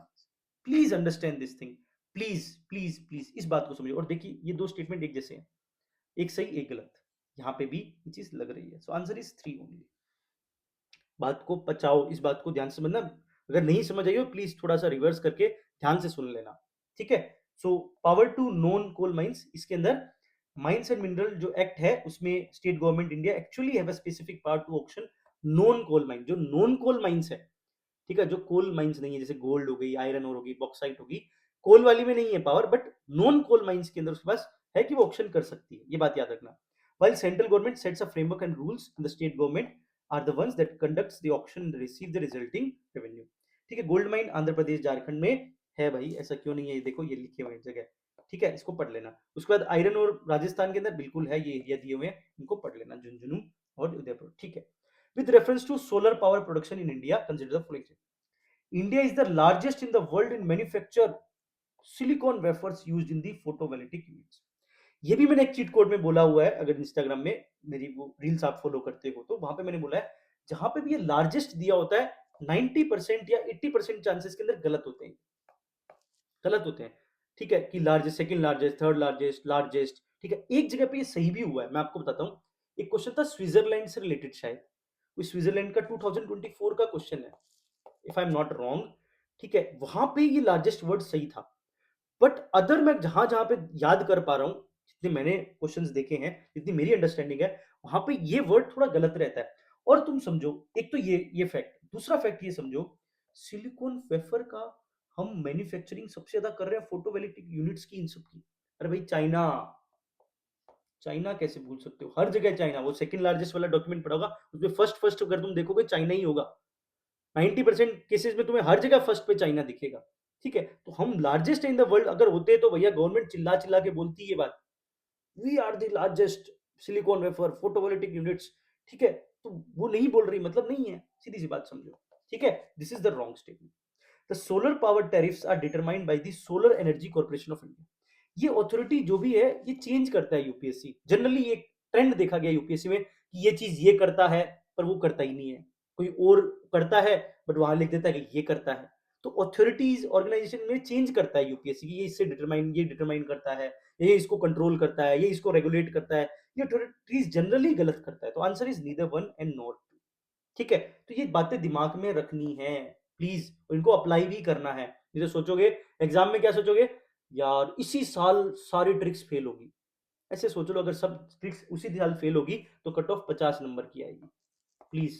क्योंकि फॉरेस्ट निकालना बिना ट्रिक्स के is a next to impossible thing. ये बच्चा फॉरेस्ट की तैयारी कर रहा है, इसकी 20 cut off, 20 number cut off ज्यादा है। इट्स अ, मैं कह रहा हूं कि बहुत डिफिकल्ट है टू गेट, मतलब इन एग्जाम, यूपीएससी के एग्जाम में इतने मार्क्स लाने। वो तो इन्हीं के भरोसे हैं, ट्रिक्स के साथ साथ नॉलेज, उनकी नॉलेज भी बहुत शार्प है। मैं नहीं कह रहा कि नॉलेज शार्प नहीं है। तुम लोग, हम लोग गलती क्या करते हैं, हम लोग गलती ये करते हैं, नॉलेज में हमारे हाथ तंग है, हमें ढंग से डीपीएसपी याद नहीं है, फंडामेंटल राइट याद नहीं है, नेशनल पार्क रटे हुए नहीं है, जो बेसिक्स है वो रटे नहीं है, और हम चीट कोड चले कि भैया चीट कोड हम सुन सुन के पेपर निकाल देंगे, तो भैया नहीं निकलेगा। मैं दूसरी बार बोल रहा हूँ इस एपिसोड में ये बात, प्लीज आंखें खोल लो, प्लीज फोकस करो, बेसिक नॉलेज बेयर मिनिमम को पहले तैयार करो। हर सब्जेक्ट का बेयर मिनिमम रटा हुआ होना चाहिए, तैयार होना चाहिए पहले, उसके बाद एप्टीट्यूड डेवलप करो। तुम मतलब प्रीलिम्स के बहुत क्लोज हो गए, अगर तुम्हारा नहीं भी निकलेगा ना, 2-4 नंबर से नहीं निकलेगा, ये बात याद रखना। बट हाई चांसेस है कि तुम्हारा निकलेगा, ये बात मेरी इतनी बात विश्वास कर लो, ठीक है? सो सिलिकॉन वेफर के अंदर इंडिया मेड सिग्निफिकेंट स्ट्राइड हम कर रहे हैं, बट हम नहीं है, चाइना है यहाँ पे, ठीक है? सोलर पावर टैरिफ, यहाँ पे भी ऑर्गेनाइजेशन कौन है? सेंट्रल इलेक्ट्रिसिटी रेगुलेटरी कमीशन, ठीक है? ये नहीं है आपका सेंट्रल पब्लिक सेक्टर अंडरटेकिंग, ये sorry solar energy corporation of India नहीं है, सेंट्रल इलेक्ट्रिसिटी रेगुलेटरी कमीशन ये आपका बेसिकली देखती है, तो ये ऑर्गेनाइजेशन चेंज करता है, ठीक है? With reference to management of minor minerals in India consider the following statement. Sand is a minor mineral according to prevailing law in the country. Sand minor mineral है, हो सकता है मेजर भी हो सकता है, but sand is minor mineral, basic अगर fact से पता हो तो। State government have the power, देखो यहाँ पे क्या लिखा हुआ है, स्टेट गवर्नमेंट के पास पावर है, ये नहीं लिखा हुआ कि उसके पास पावर नहीं है, तो मतलब ये छपा छपाया हो सकता है, मतलब इसको कहीं ना कहीं कॉपी पेस्ट किया होगा, ठीक है? इसको कॉपी पेस्ट किया हो सकता है, ये यहाँ पे आप इस बात को समझिए। State government have the power to grant mining leases of minor minerals, but the power regarding the formation of rules related to the grants of minor minerals lie with the central government. बात समझ आ रही है कि state government के पास power है mining lease, but the power regarding the formation of rules related to the grants of the minor minerals lies with the central government, ठीक है? State government have the power to frame rules to prevent illegal mining of minor minerals. यहां पे भी power है, do not ने लिखा है, यहां भी पावर दिया हुआ है, और सैंडिज्म है, तो तीनों स्टेटमेंट सही है, option D is the correct answer. ये बात समझ आ रही है? ये पावर वाले फिर मैंने ये लिखा होगा ऑफिशियल डॉक्यूमेंट में कि ये पावर इसको दी गई है। अब हो सकता है कि भैया यार हमें स्टेट गवर्नमेंट को भी तो चेंज करते हैं, सेंट्रल गवर्नमेंट कर सकता है, बिल्कुल कर सकता है, बिल्कुल कर सकता है, तो ये तुम्हें केस टू केस बेसिस पे थोड़ा सोचना पड़ेगा। बट तुम अगर इस स्टेटमेंट को पावर वाले से अगर थोड़ा समझो तो तुम जा सकते हो, अगर नहीं पता तो तुम जा सकते हो, नहीं और पता हो तो तुम फिर अपनी नॉलेज को यूज करके भी यहां तक पहुंच सकते हो, ठीक है? This is my suggestion to you. So classification first is correct, ठीक है? Second is incorrect. Okay, the state government has the power to grant mining lease of minor minerals, but the power regarding the formation of rules related to the grants of minor minerals lie with the central government. तो गड़बड़ कहाँ पे है? पहले मैं ये पकड़ता हूँ। For major minerals, the central government frames the rules. Okay, for major minerals, central government frames the rule. The minor mineral, state government, the complete power. The okay, ये पूरा ही स्टेट गवर्नमेंट यहाँ पे चेंज कर दिया। Okay, समझो समझो, यहाँ पे मैं गलत कहाँ पे था, इस बात को समझो। ये पावर वाली बात बिल्कुल सही है, पावर टू ग्रांट ये बिल्कुल सही है, जो हम चल रहे थे सही थे, but power regarding the formation यहाँ पे गड़बड़ कर दी सेंट्रल गवर्नमेंट में, जो मैं बात कर रहा था स्टेट सेंट्रल में। यस, ओके, तो यहाँ पे गड़बड़ की गई है, तो आंसर होगा 1 और 3। देखो मैं भी गलत होता हूँ, देखो बात मैं बार बार कह रहा हूँ, प्लीज इस बात को समझो, ये क्वेश्चन नॉलेज से नहीं करोगे थोड़ा सा गलती हो सकती है, बट हमारी जो बेसिक लॉजिक है, जो ट्रिक है, वो अभी तक कायम है कि पावर, पावर यहाँ पे सही है, यहाँ भी पावर सही है, ठीक है? ये पावर यहाँ पे सेंट्रल गवर्नमेंट में इसने चेंज किया है, क्योंकि जब ये बट दे दिया है, क्योंकि हमारा एक ट्रिक ये भी कहता है बट एंड और आगे जोड़ के उसमें करता है, तो वहां पे वो स्वैप करने के चांसेस होते हैं, तो please keep this thing in your mind, ठीक है? तो यहाँ पे मैं रॉन्ग था, तो इस चीज में एडमिट कर रहा हूं, ठीक है? Third is correct. अब देखो इस बात को समझो, coal sector was nationalised by the government of India under Indira Gandhi. Now coal blocks are allocated lottery basis. Till recently India imported coal to meet shortage of domestic supply, but now India is self sufficient in the coal production. वाह भाई साहब, मतलब till recently मतलब ये हो गया कि for example अगर मान लो 20 मार्च तक हम कोल को इंपोर्ट कर रहे थे, ठीक है? 25 मार्च से हम सेल्फ सफिशिएंट हो गए। रिसेंटली तक तो हम मतलब हमारी शॉर्टेज हो रही थी, मतलब शॉर्टेज, बात समझ रहे हो? डोमेस्टिक सप्लाई में शॉर्टेज हो रही है, और हम कुछ ही दिनों बाद सेल्फ सफिशिएंट हो गए। अरे भैया ऐसा क्या कर दिया हमने? सालों लगते हैं सेल्फ सफिशिएंट बनने के लिए, मजाक नहीं है। Option 3 is the wrong option, one only answer. Please समझो इस बात को, elimination is very important. Statement अगर नहीं आता, जैसे मुझे यहाँ पे ना इंदिरा गांधी में लग रहा था गड़बड़, पर मैंने कुछ नहीं किया, मैंने उसको जस्ट रिजर्व में रख दिया। हाँ, लॉटरी बेसिस पे होता होगा, नहीं होता होगा, इसको रिजर्व रख दिया मान लो। बट थर्ड स्टेटमेंट जो सबसे गलत था, मैंने उसको पकड़ लिया। जैसे ही पकड़ा मेरे को आंसर आ गया 1 ओनली। तो कई बार ऐसा नहीं है कि तुम यहाँ लेके बैठ जाओ कि इंदिरा गांधी की जगह यहाँ पे चेंज करके राजीव गांधी कर दिया होगा, ये कर दिया होगा, वो अरे ठीक है, तुम इसको एक बार रिजर्व में रखो। सबसे गलत जो बिल्कुल ऐसे डंके की चोट पे तुम गलत कर सकते हो, वो गलत पकड़ने की कोशिश किया करो प्लीज। समझो इस बात को, वो चाहता नहीं है तुमसे कि इंदिरा गांधी यहाँ पे तुम जानो नहीं जानो। उसका मेन यहाँ पे क्वेश्चन का फोकस था, वो इससे आंसर तुम्हारा निकलवाना चाहता था एग्जामिनर। ठीक है, so first is correct, prime minister Indira Gandhi is correct. ठीक है, इनकरेक्ट है और ये इनकरेक्ट है। Coal block are currently allocated, transparent auction system, competitive bidding, not on lottery basis. Lottery पहले होता था, ठीक है, अब लॉटरी बेसिस पे नहीं है, ट्रांसपेरेंट ऑक्शंस होती है। ठीक है, ये बात दिमाग में आपको रखना है। उसके बाद इनकरेक्ट, सेल्फ सफिशिएंट नहीं है हम coal production, please keep this thing. अब देखो, petroleum and natural gas regulatory board first regulatory body थी, मतलब तुम्हें फर्स्ट रेगुलेटरी इंडिया की पता होनी चाहिए। मतलब यहाँ पे चेंज करने का बहुत बहुत गजब का स्कोप है यार। यार ये नहीं होगी, फर्स्ट नहीं होगी, फर्स्ट कोई और हो सकती है, चेंज हो सकती है। One of the task of the PNGRB is to ensure competitive market for, हाँ भाई टास्क वन ऑफ दी, मैंने पहले ही बोला ये वन ऑफ दी वर्ड जहां भी आए जनरली स्टेटमेंट सही है। ठीक है, वन ऑफ दी सही है। Appeals against the decision of PNGRB go before appellate tribunals for the electricity. ठीक है, इलेक्ट्रिसिटी वाले के पास जाएगा ये नेचुरल गैस वाला, तो हो सकता है कुछ ऐसा स्पेसिफिक होगा बट पता नहीं। ठीक है, ये मुझे नहीं पता, मैं रिजर्व रखता हूँ। फर्स्ट मुझे पता है कि गलत है, अगर मैं फर्स्ट को गलत मानता हूँ मेरे 2 3 आंसर आ जाए। ये बात समझ रहे हो आप? ये बात समझ रहे हो? सो प्लीज एलिमिनेशन सबसे गलत। देखो आपको क्या करना है, स्टेटमेंट वाले में सबसे गलत को पकड़ना है या सबसे सही, सबसे गलत या सबसे सही, सबसे पहले आइडेंटिफाई करो। प्लीज उलझो मत क्वेश्चन के अंदर, उलझ जाओगे तो वहीं रुक जाओगे। उलझना नहीं है। बात समझ आ रही है? स्टेटमेंट नहीं समझ आ रहा, कोई बात नहीं, आगे बढ़ो, रिजर्व में रख दो। उलझना नहीं है, नहीं फर्स्ट होगा नहीं होगा, वन ऑफ दी होगा नहीं हो सकता यार, वन ऑफ दी नहीं हुआ तो, अरे ये नहीं लगाना दिमाग प्लीज। इस बात को समझो, मैं बार बार एक ही बात आपको कह रहा हूँ। ठीक है, इतना तो किसी ने भी नहीं कहा होगा। ठीक है, आपके कोचिंग वाले सर ने भी नहीं कहा होगा, बट जितना मैं बोल बोल के कह रहा हूँ कि प्लीज इस बात को समझो। क्यों मैं बोल रहा हूँ? क्योंकि मैंने ये गलतियां की है। ठीक है, मैं नहीं चाहता कि आप मेरी वाली गलतियां करें। ठीक है, इसीलिए मैं बार बार बोल रहा हूँ।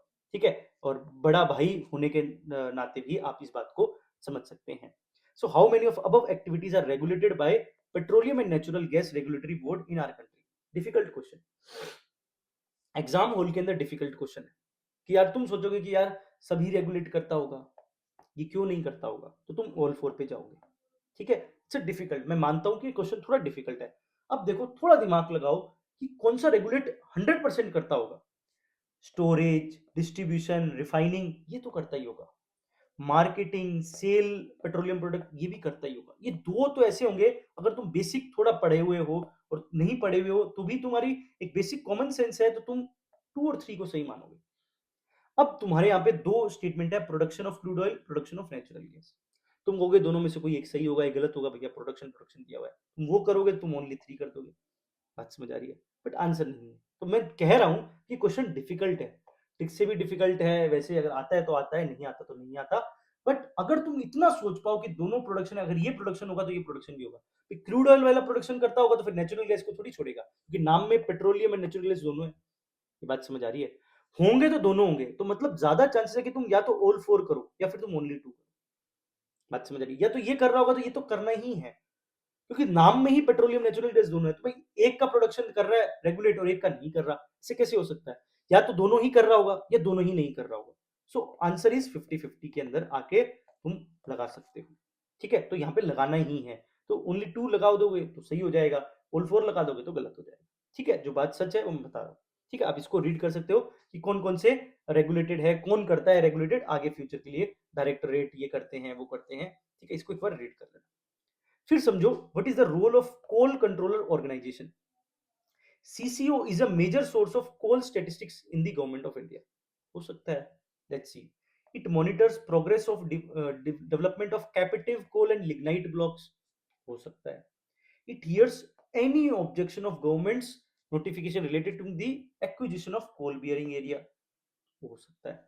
It ensure that a coal mining company, mining वाली company, deliver the coal to the end user in the prescribed time. चारों में सबसे गलत कौन सा है? देखो सबसे गलत या तो तुम एनी वाला पकड़ोगे या तुम ये पकड़ोगे प्रिस्क्राइब टाइम वाला। मैं सही कह रहा हूं? देखो एक जो जनरली, या तो तुम एनी कर दोगे कि नहीं एनी ऑब्जेक्शन, कोई भी ऑब्जेक्शन, मतलब तुम यहां दिमाग लगाते हो, थोड़ी ओवर थिंकिंग करोगे तो यहां फंस सकते हो। या फिर तुम यहां फंस सकते हो कि ऑप्शन 4, यार ensure the coal mining company deliver the coal end user in prescribed time. मतलब एक प्रिस्क्राइब टाइम में तो यहाँ पे मैसेज नहीं आते इंडिया में, ठीक है, ठीक है। तो कोल माइनिंग कंपनी डिलीवर कर दे कोल, ठीक है, वो भी कोल माइनिंग वाली कंपनी, तो थोड़ा सा डिफिकल्ट है, इजी टू डाइजेस्ट नहीं है ये। सो फोर्थ स्टेटमेंट को अगर तुम सबसे गलत मानते हो तो तुम ऑप्शन ए और सी तक पहुंचोगे, ठीक है। डिफिकल्ट क्वेश्चन है, option A is the correct answer, 1 2 3 तीनों सही है इसमें, ठीक है। थोड़ा सा डिफिकल्ट है मैं मानता हूं, तो ये थोड़ा जो है मैं मान रहा हूं, ठीक है, ये डिफिकल्ट है, ये भी डिफिकल्ट कैटेगरी का क्वेश्चन है, ठीक है। तुम शायद इस एनी को पकड़ लो, तुम प्रिस्क्राइब को ना पकड़ो, ठीक है। तुम्हें ये प्रिस्क्राइब टाइम शायद सही लग रहा हो, ये भी हो सकता है। तो ये पकड़ने पे है कि तुम क्या पकड़ रहे हो, नहीं तो फिर नॉलेज है, नॉलेज में अगर तुमने नोट्स में पढ़ा है तो तुम उससे करो, ठीक है। जो सच है वो बता रहा हूँ। CCO is a primary authority responsible collection and publication of coal statistics in India, याद रखना, मंथली कोल स्टेटिस्टिक्स देता है, ये सही है। फिर है इट मॉनिटर डिप्लॉयमेंट प्रोडक्शन, ये भी सही है। Under the coal bearing area, ठीक है, इस एक्ट के अंदर दिया हुआ था, coal control is competent authority to hear objection regarding the government's intent to acquire land for the coal mining, ठीक है, ये भी सही है। फोर्थ है does not have mandate to ensure timely delivery of the coal in the end user, distribution supply logistics are generally laded by the coal companies, ठीक है, not mining company, यहाँ पे mining coal mining company, coal companies, ठीक है, themselves like coal limited india regulated through fuel supply agreements, ठीक है, ministry of power and coal. थोड़ा सा इसको समझिए। In India, which of the following compiles formation of industrial dispute, closure, intelligence, layoff in the factories employing workers, ठीक है, factory related जब भी आ जाए, वर्कर से रिलेटेड कोई भी स्टेटमेंट आ जाए, आंख बंद करके लेबर ब्यूरो मार देना, ठीक है। ये अभी तक का यूपीएससी का फेवरेट है लेबर ब्यूरो, जैसे वर्ल्ड बैंक उसका फेवरेट है, यूरोपियन यूनियन उसका फेवरेट है, वैसे ही लेबर ब्यूरो भी उसका फेवरेट है, वन ऑफ दी फेवरेट मैं कह सकता हूँ, फेवरेट है। तो नहीं आता हो लेबर ब्यूरो मार सकते हो, आंसर सही निकलने के हाई चांसेस है, labour bureau is a favourite, ठीक है। Under ministry of labour and employment designated authority है, इंडस्ट्रियल डिस्प्यूट एक्ट 1947, ठीक है, ये कर सकता है, ठीक है, ये याद रखना।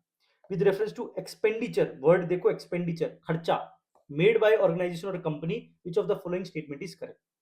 Acquiring new technology is a capital expenditure, खर्चा, ये नई टेक्नोलॉजी करेगा, कैपिटल पे खर्चा कर रहा है, एक्सपेंडिचर है, खर्चा, यस बिल्कुल सही है। Debt financing and equity financing is consider, इसको कह रहा है इक्विटी फिनेंसिंग को रेवेन्यू एक्सपेंडिचर और डेट फिनेंसिंग को कैपिटल एक्सपेंडिचर, मैं तो कहता हूं दोनों ही कैपिटल एक्सपेंडिचर है, बात समझ आ रही है।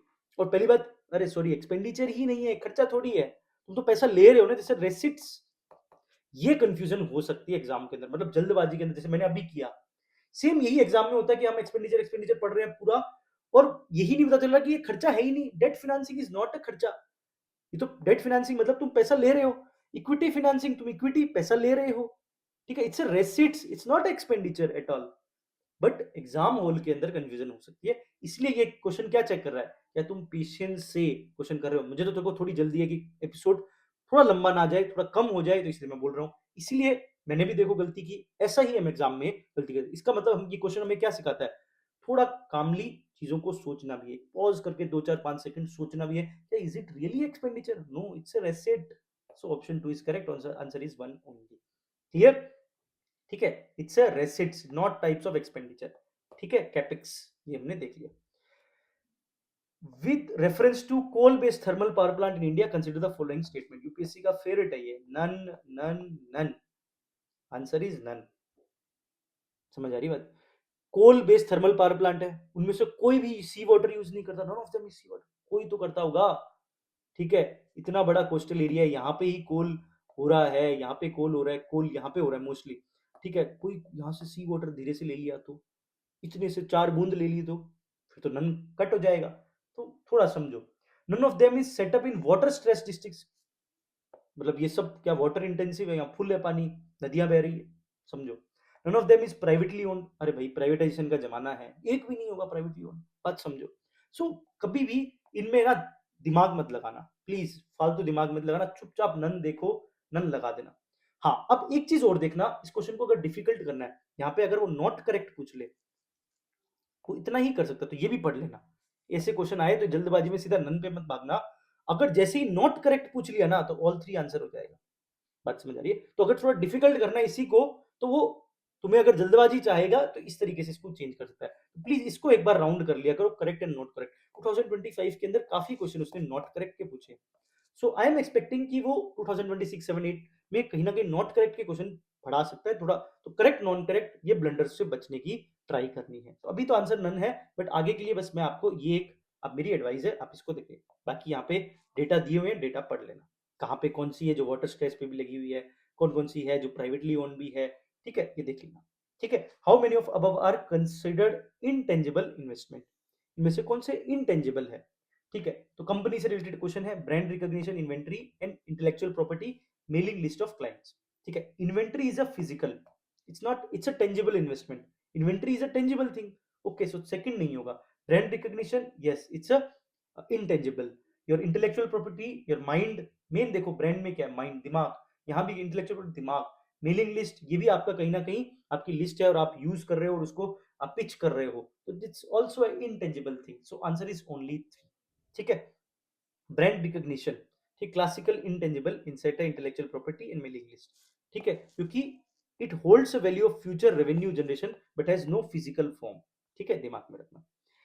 Interest income from deposit in the infrastructure investment distributed to their investor are exempted from tax, but dividend is a taxable। अरे भैया, ये जब भी आता है ना एग्जेम्प्ट फ्रॉम द टैक्स, ये जनरली स्टेटमेंट गलत होते हैं कि भैया स्टेटमेंट के अंदर एग्जेम्प्टेड फ्रॉम टैक्स। अरे भाई, सरकार एक एक छोटी से छोटी चीज का भी टैक्स ले रही है। ठीक है, तो एग्जेम्पशन देना वो भी इंफ्रास्ट्रक्चर इन्वेस्टमेंट ट्रस्ट के अंदर, जब तक तुम ये चीज को पढ़ ना लो, तुम्हारी नॉलेज में ना हो कि एग्जेम्पशन है, तब तक तुम इसको गलत ही मानोगे। अगर तुम्हें पता हो कि हाँ इस पर्टिकुलर के अंदर कोई यूनिक फीचर हो, इस ट्रस्ट के अंदर एग्जेम्प्टेड है, एग्जेम्पशन है, तभी तुम उसको सही मानना, नहीं तो इसको गलत मानना। जैसे ही तुम इसको गलत मानोगे, तो आंसर होगा ऑप्शन डी, स्टेटमेंट। तो फर्स्ट सेकंड पढ़ना ही मत। ये देखो एक्ट आया, एक्ट जनरली एक्ट दिए होते हैं वो स्टेटमेंट सही होते हैं, मैंने बोला है। ठीक है, तो यहाँ पे एक्ट सही है। ठीक है, ये देखो ये रहा, अंडर इनकम टैक्स एक्ट में टीडीएस काट लेते हैं भाई साहब, कुछ भी एग्जामेशन नहीं है। ठीक है, और यहाँ पे ये एक्ट बिल्कुल सही है। With reference to corporate social responsibility rules consider the following statement, same वही चीट कोड डे 8 वाला शायद। CSR rule specify that expenditure that benefits the company directly or its employee will not be considered as a CSR activity। ये तो वही बात हुई कि मान लो एक घर है, उस घर में उसको कपड़े दान करने हैं। ठीक है, बाहर के लोगों को, कुछ गरीबों को कपड़े दान करने हैं। ठीक है, उस घर का ही एक मेंबर जो है उसके पास कपड़े नहीं है, तो घर के एल्डर ने कहा कि चलो बाहर दान करें, इससे अच्छा घर के अंदर ही इसको ही दिला देते हैं, ये पैसा यूज करते हैं, इसको ही कपड़े दिला देते हैं नए। जा भाई, जारा से कपड़े लेके आ जा, एग्जाम्पल इससे कपड़े लेके आ, जूडियो से लेके आ जा, किसी से भी लेके आ जा। ठीक है, क्या तुम इसको फिर दान मानोगे? कुछ मानोगे नहीं, मतलब कुछ सोशल रिस्पॉन्सिबिलिटी कर रहा है, घर का घर में ही तो रह गया। सेम वही बात यहाँ पे है कि ये कंपनी सीएसआर उसकी रिस्पॉन्सिबिलिटी है कि मतलब जनरल पब्लिक को वो फायदा करे। ठीक है, जो जनरल पब्लिक उसको फायदा कर रही है, तो क्या वो अपनी कंपनी के लोगों को फिर तो एम्प्लॉइज के ऊपर ही सारा सीएसआर लगा देगा, तो एम्प्लॉय भी खुश, कहीं ना कहीं वो एम्प्लॉय भी उसके लिए ईमानदार हो जाएंगे, तो ये सीएसआर एक्टिविटी नहीं मानी जाएगी। मतलब ये स्टेटमेंट सही है, इस बात को समझिए कि सीएसआर रूल स्पेसिफाई, ये स्पेसिफाई करता है expenditure that benefit the company directly और its employees will not be considered as a CSR activity। Yes, ये बात बिल्कुल सही। This is the concept। CSR rules do not specify, अरे रूल्स के अंदर ये लिखा होगा कि ये चीज नहीं है। Do not specify minimum spending on CSR activity, specify कर रहा होगा तभी वो एग्जामिनर ने उसको नोट कर दिया होगा, जो मैं बार बार पावर और उसमें बोल रहा हूँ, सेम वही बात, स्टेटमेंट गलत है। तो आंसर इज वन ओनली। ठीक है, तो प्लीज थोड़ा आंखें दिमाग खोल के इसको समझना है, मैं बार बार उसी बात को कह रहा हूँ। फिर आ गया, पीछा नहीं छोड़ रहा भैया ये cheat code day 8। In India state government have no power. अरे भाई पावर होगी, no power for making rules for grants of concession respect to extraction of minerals. और ये जैसे ही नो पावर है, स्टेटमेंट गलत है, स्टेटमेंट गलत है फर्स्ट, तो आंसर इज डी। मैं क्या बोलूं बताओ, प्लीज इस बात को समझिए, अनटिल अनलेस तुम्हें नॉलेज ना हो, प्लीज इनको गलत मानिए। नो पावर ऐसा नहीं है, अभी तक तो देखो मैं तो ट्रेंड हूं, मैं तो जो ट्रेंड है वो बता रहा हूं आपके सामने, फैक्ट्स के साथ चीजें बोल रहा हूं, कोई भी बिना फैक्ट्स के सामने कोई भी बात नहीं बोल रहा। प्लीज इस बात को समझिए। ठीक है, इस बात को प्लीज समझिए। ठीक है, अब इसको समझिए। 2025 का क्वेश्चन, जनरली मिनिस्ट्रीज गलत होती है। जनरली अगर तुम पिछले 10 साल का 12 साल का डेटा देखोगे, लास्ट 30 साल का भी डेटा देखोगे, तो मिनिस्ट्रीज जनरली रॉन्ग होती है। बट आजकल यूपीएससी 2025 में ये देखा गया कि दो क्वेश्चन मिनिस्ट्री के आए थे, उसमें से एक सही और एक गलत। अगर ये चीज फ्यूचर में होती है, इसका मतलब तुम अगर फिर भी ये मानते हो कि मिनिस्ट्रीज गलत है, तुम ये मानते हो कि मिनिस्ट्रीज गलत है, अगर तुम्हें वो मिनिस्ट्रीज का वाला क्वेश्चन नहीं आता तो तुम नेट पॉजिटिव ही रहोगे इन फ्यूचर ऑल्सो। मतलब वो ट्रेंड है। बट हाँ, आजकल मिनिस्ट्री सही भी होती है, अगर तुम नॉलेज से मिनिस्ट्री सही कर रहे हो, गुड। नहीं आता तुम्हें, कुछ भी नहीं आता, चुपचाप मिनिस्ट्री गलत मान लेना। अगर तुम इस क्वेश्चन के अंदर मिनिस्ट्री गलत मानते हो, तो भैया ऑटोमेटिव बोर्ड है, कॉयर बोर्ड है और national centre for trade information है, तो इनमें इंडस्ट्रीज को स्वैप कर दिया होगा एक दूसरे के साथ। जैसे अगर मैं बात करूं कोयर बोर्ड, बड़ी छोटी सी चीज है कोयर, ठीक है, मतलब जो आपका नारियल के ऊपर का फूसा होता है कोई, ठीक है, उससे बनाया, तो क्या ये हैवी इंडस्ट्री है? नहीं है, ये तो एमएसएमई टाइप लग रहा है। तो ये यहाँ पे होगा, ये यहाँ पे होगा, स्वैपिंग हुई है। बात समझ आ रही है? मेरा कहने का मतलब है कि अगर तुम्हें नहीं आती तो मिनिस्ट्री को गलत मान सकते हो, बट मिनिस्ट्री सही भी होती है। 2025 का मैंने तुम्हें फैक्ट बता दिया, एक सही है गलत, तो भी नेट पॉजिटिव रहोगे। ठीक है, सो आंसर इसका है नन, बिल्कुल नन है, कोई तीनों मिनिस्ट्री गलत है। ठीक है, तीनों बता देता हूं मैं आंसर आपको। नेशनल ऑटोमेटिव बोर्ड की अगर मैं बात करूं, ये बोर्ड आपका हेवी इंडस्ट्रीज में आता है। ठीक है, उसके बाद कोयर बोर्ड आपका एमएसएमई वाली इंडस्ट्री में आता है, और ये आपका जो ट्रेड इंफॉर्मेशन वाला है, ministry of commerce and industry में आता है। तीनों में आपस में स्वैपिंग हुई है। ठीक है, this is the thing which I want to see too. Next है, India has joined the mineral security partnership as a member. उस साल का करंट अफेयर है, रहा होगा चर्चा में कि मिनरल सिक्योरिटी पार्टनरशिप में इंडिया ने ज्वाइन किया। India is a resource-rich country in all 30 critical mineral that is it has identified. सबके अंदर रिसोर्स रिच इंडिया ऑल। अरे भैया ये तो बिल्कुल गलत दिख रहा है, पढ़ते ही गलत लग रहा है, आगे पढ़ने का मन नहीं कर रहा। ऑप्शन 1 एंड 3, बस यहाँ पढ़ लेना कि करेक्ट है कि नॉट करेक्ट पूछा है। करेक्ट पूछा है तो आंसर इज 1 एंड 3। पढ़ने की जरूरत नहीं है, यहाँ पे एक्ट दिया हुआ है, एक्ट वाले स्टेटमेंट सही होते हैं, मैंने बोला था। फिर यहाँ पे आपको मैं ये चीज दिखा रहा हूँ। ठीक है, सॉलिडिफिकेशन कर रहा हूं मैं आज इस एपिसोड में, जब भी मैंने कहा था आज का एपिसोड प्लीज मिस मत करो, और अच्छे से इसको देखना, और जितना हो सके इस एपिसोड को अपने दोस्तों के साथ प्लीज शेयर करना। ठीक है, ताकि लोगों को अवेयरनेस हो कि यार सिर्फ यहाँ पे मतलब राम नहीं, कृष्ण वाली फिलॉसफी चलेगी, सिर्फ नॉलेज से काम नहीं होगा, ये जुगाड़ भी हमें चाहिएंगे, तभी पेपर निकलेंगे। देखो सीधी सी बात है। ठीक है, मेरे को मतलब हमें करना क्या है, हमें प्रीलिम्स निकाल के जो भी हमें नॉलेज का प्रदर्शन करना है तो मेंस में करना। अगर तुम नॉलेज वाले कह रहे हो कि यार नॉलेज नॉलेज नॉलेज, ठीक है, I am also ardent supporter of the knowledge, तो नॉलेज मेंस में दिखाना ना, कोई दिक्कत थोड़ी, मना थोड़ी तुम्हें नॉलेज को, तुम्हें नॉलेज चेक हो जाएगी, टेंशन ना लो। बट प्रीलिम्स में नॉलेज प्लस एप्टीट्यूड दोनों इंपॉर्टेंट है, प्लीज दिस थिंग आपको दिमाग में रखनी है। ठीक है, so statement 1 correct, second incorrect and third is a correct. ठीक है, अब देखो एक इनिशिएटिव यहाँ पे पूछा है, मिनरल सिक्योरिटी पार्टनरशिप में मेंबर ने इंडिया ने ज्वाइन किया, तो ये करंट अफेयर है, पैक्स सिलिका इनिशिएटिव। फिर से यहां से यूपीएससी क्वेश्चन पूछ सकता है 2026 के बाद कभी भी, 26, 27, 28, तो प्लीज थोड़ा सा दिमाग में रखना। बट इज पैक्स सिलिका, ठीक है, यूएस लेड अलायंस है for secure resilient technology of supply chains. ठीक है, इंडिया ने क्या ज्वाइन किया? यस किया, ये बात याद रखना, इसीलिए क्वेश्चन पूछेगा वो यहाँ से। It's a US led initiative launched in December 2005। इसका मेन फोकस क्या है? सप्लाई चेन को रेजिलिएंट करना, किसमें? सेमीकंडक्टर। ठीक है, देखो नाम है सिलिका, मतलब सिलिकॉन, सिलिकॉन जो सिलिकॉन वेफर वाला भी क्वेश्चन आया था, तो सिलिकॉन इंपॉर्टेंट है, यहाँ से आ सकता है। ठीक है, चाइना का बहुत ज्यादा यहाँ पे वर्चस्व है, इसलिए वो एक ऐसा इनिशिएटिव यूएस बनाना चाहता है अगेंस्ट दी, क्योंकि चाइना का जो है वो पैक्स सिनिका है, सिनिका, और यूएस ने बनाया पैक्स सिलिका। ठीक है, और इंडिया ने ज्वाइन किया है, तो ये कुछ मेंबर कंट्री है, यूएस, ऑस्ट्रेलिया, ग्रीस, इसराइल, ठीक है, Japan, Qatar, South Korea, Singapore, UAE, United Kingdom, Netherland, India. ठीक है, तो ऑब्जेक्टिव क्या है? Secure supply chain, AI, semiconductor, इन सब के लिए सिलिकॉन को कहीं ना कहीं उसकी सप्लाई चेन को स्ट्रॉन्ग करना, यूएस लेड इनिशिएटिव 2005। ठीक है, join by 11 plus country, India भी है। ठीक है, इंडिया ने ज्वाइन किया फैब 2026 में, नॉन बाइंडिंग डिक्लेरेशन। अगर वहां पे आ जाए कि बाइंडिंग डिक्लेरेशन है, no, it's a non binding declaration. Most of the declarations are non binding, ये बात याद रखना। बाइंडिंग वाले बहुत कम होते हैं, बहुत कम होते हैं, और जनरली जहां पे बाइंडिंग दिया हो तो वो भी स्टेटमेंट गलत होते हैं यूपीएससी के जनरली। ठीक है, तो प्लीज इन चीजों को याद रखना, यहां से क्वेश्चन बन सकता था, इसलिए मेरी प्रिडिक्शन है कि पैक्स सिलिका, जैसे मिनरल सिक्योरिटी पार्टनरशिप पूछा है, तो मेरा मन है कि ये इस इनिशिएटिव से भी क्वेश्चन यूपीएससी पूछ सकता है। अब आप कमेंट बॉक्स में मुझे इस क्वेश्चन का तो आंसर बता दीजिए। ठीक है, इस एपिसोड को दबा के शेयर कीजिएगा। मैं आज पहली बार इतना बोल रहा हूं क्योंकि देखो इसमें मेहनत है, मैं सच कह रहा हूँ कि बहुत मेहनत लगती है क्वेश्चन को अरेंज लगाने में, पहले उनको लाना, उसको छांटना, उस पे एक-एक को काम करना, फिर एक-एक चीज़ को याद करना, समझना पूरा, मतलब बहुत टाइम टेकिंग है। तो यार बहुत जान लगा के बनाया गया है, और मैं चाहता हूँ कि ये ये मतलब ज़्यादा से ज़्यादा बच्चों तक पहुँचे because it's a free initiative. अगर यहाँ पे ये पेड होता, तो मैं अगर ये बात बोलता कि ज़्यादा से ज़्यादा पहुँचाओ, मेरे को मतलब वो है, तो एक अलग बात होती। दिस इज़ अ फ्री, ठीक है? एंड फ्री जैसे पब्लिक कुछ गुड्स होते हैं, तो वो सबके लिए होते हैं। वैसा ही एक एक पब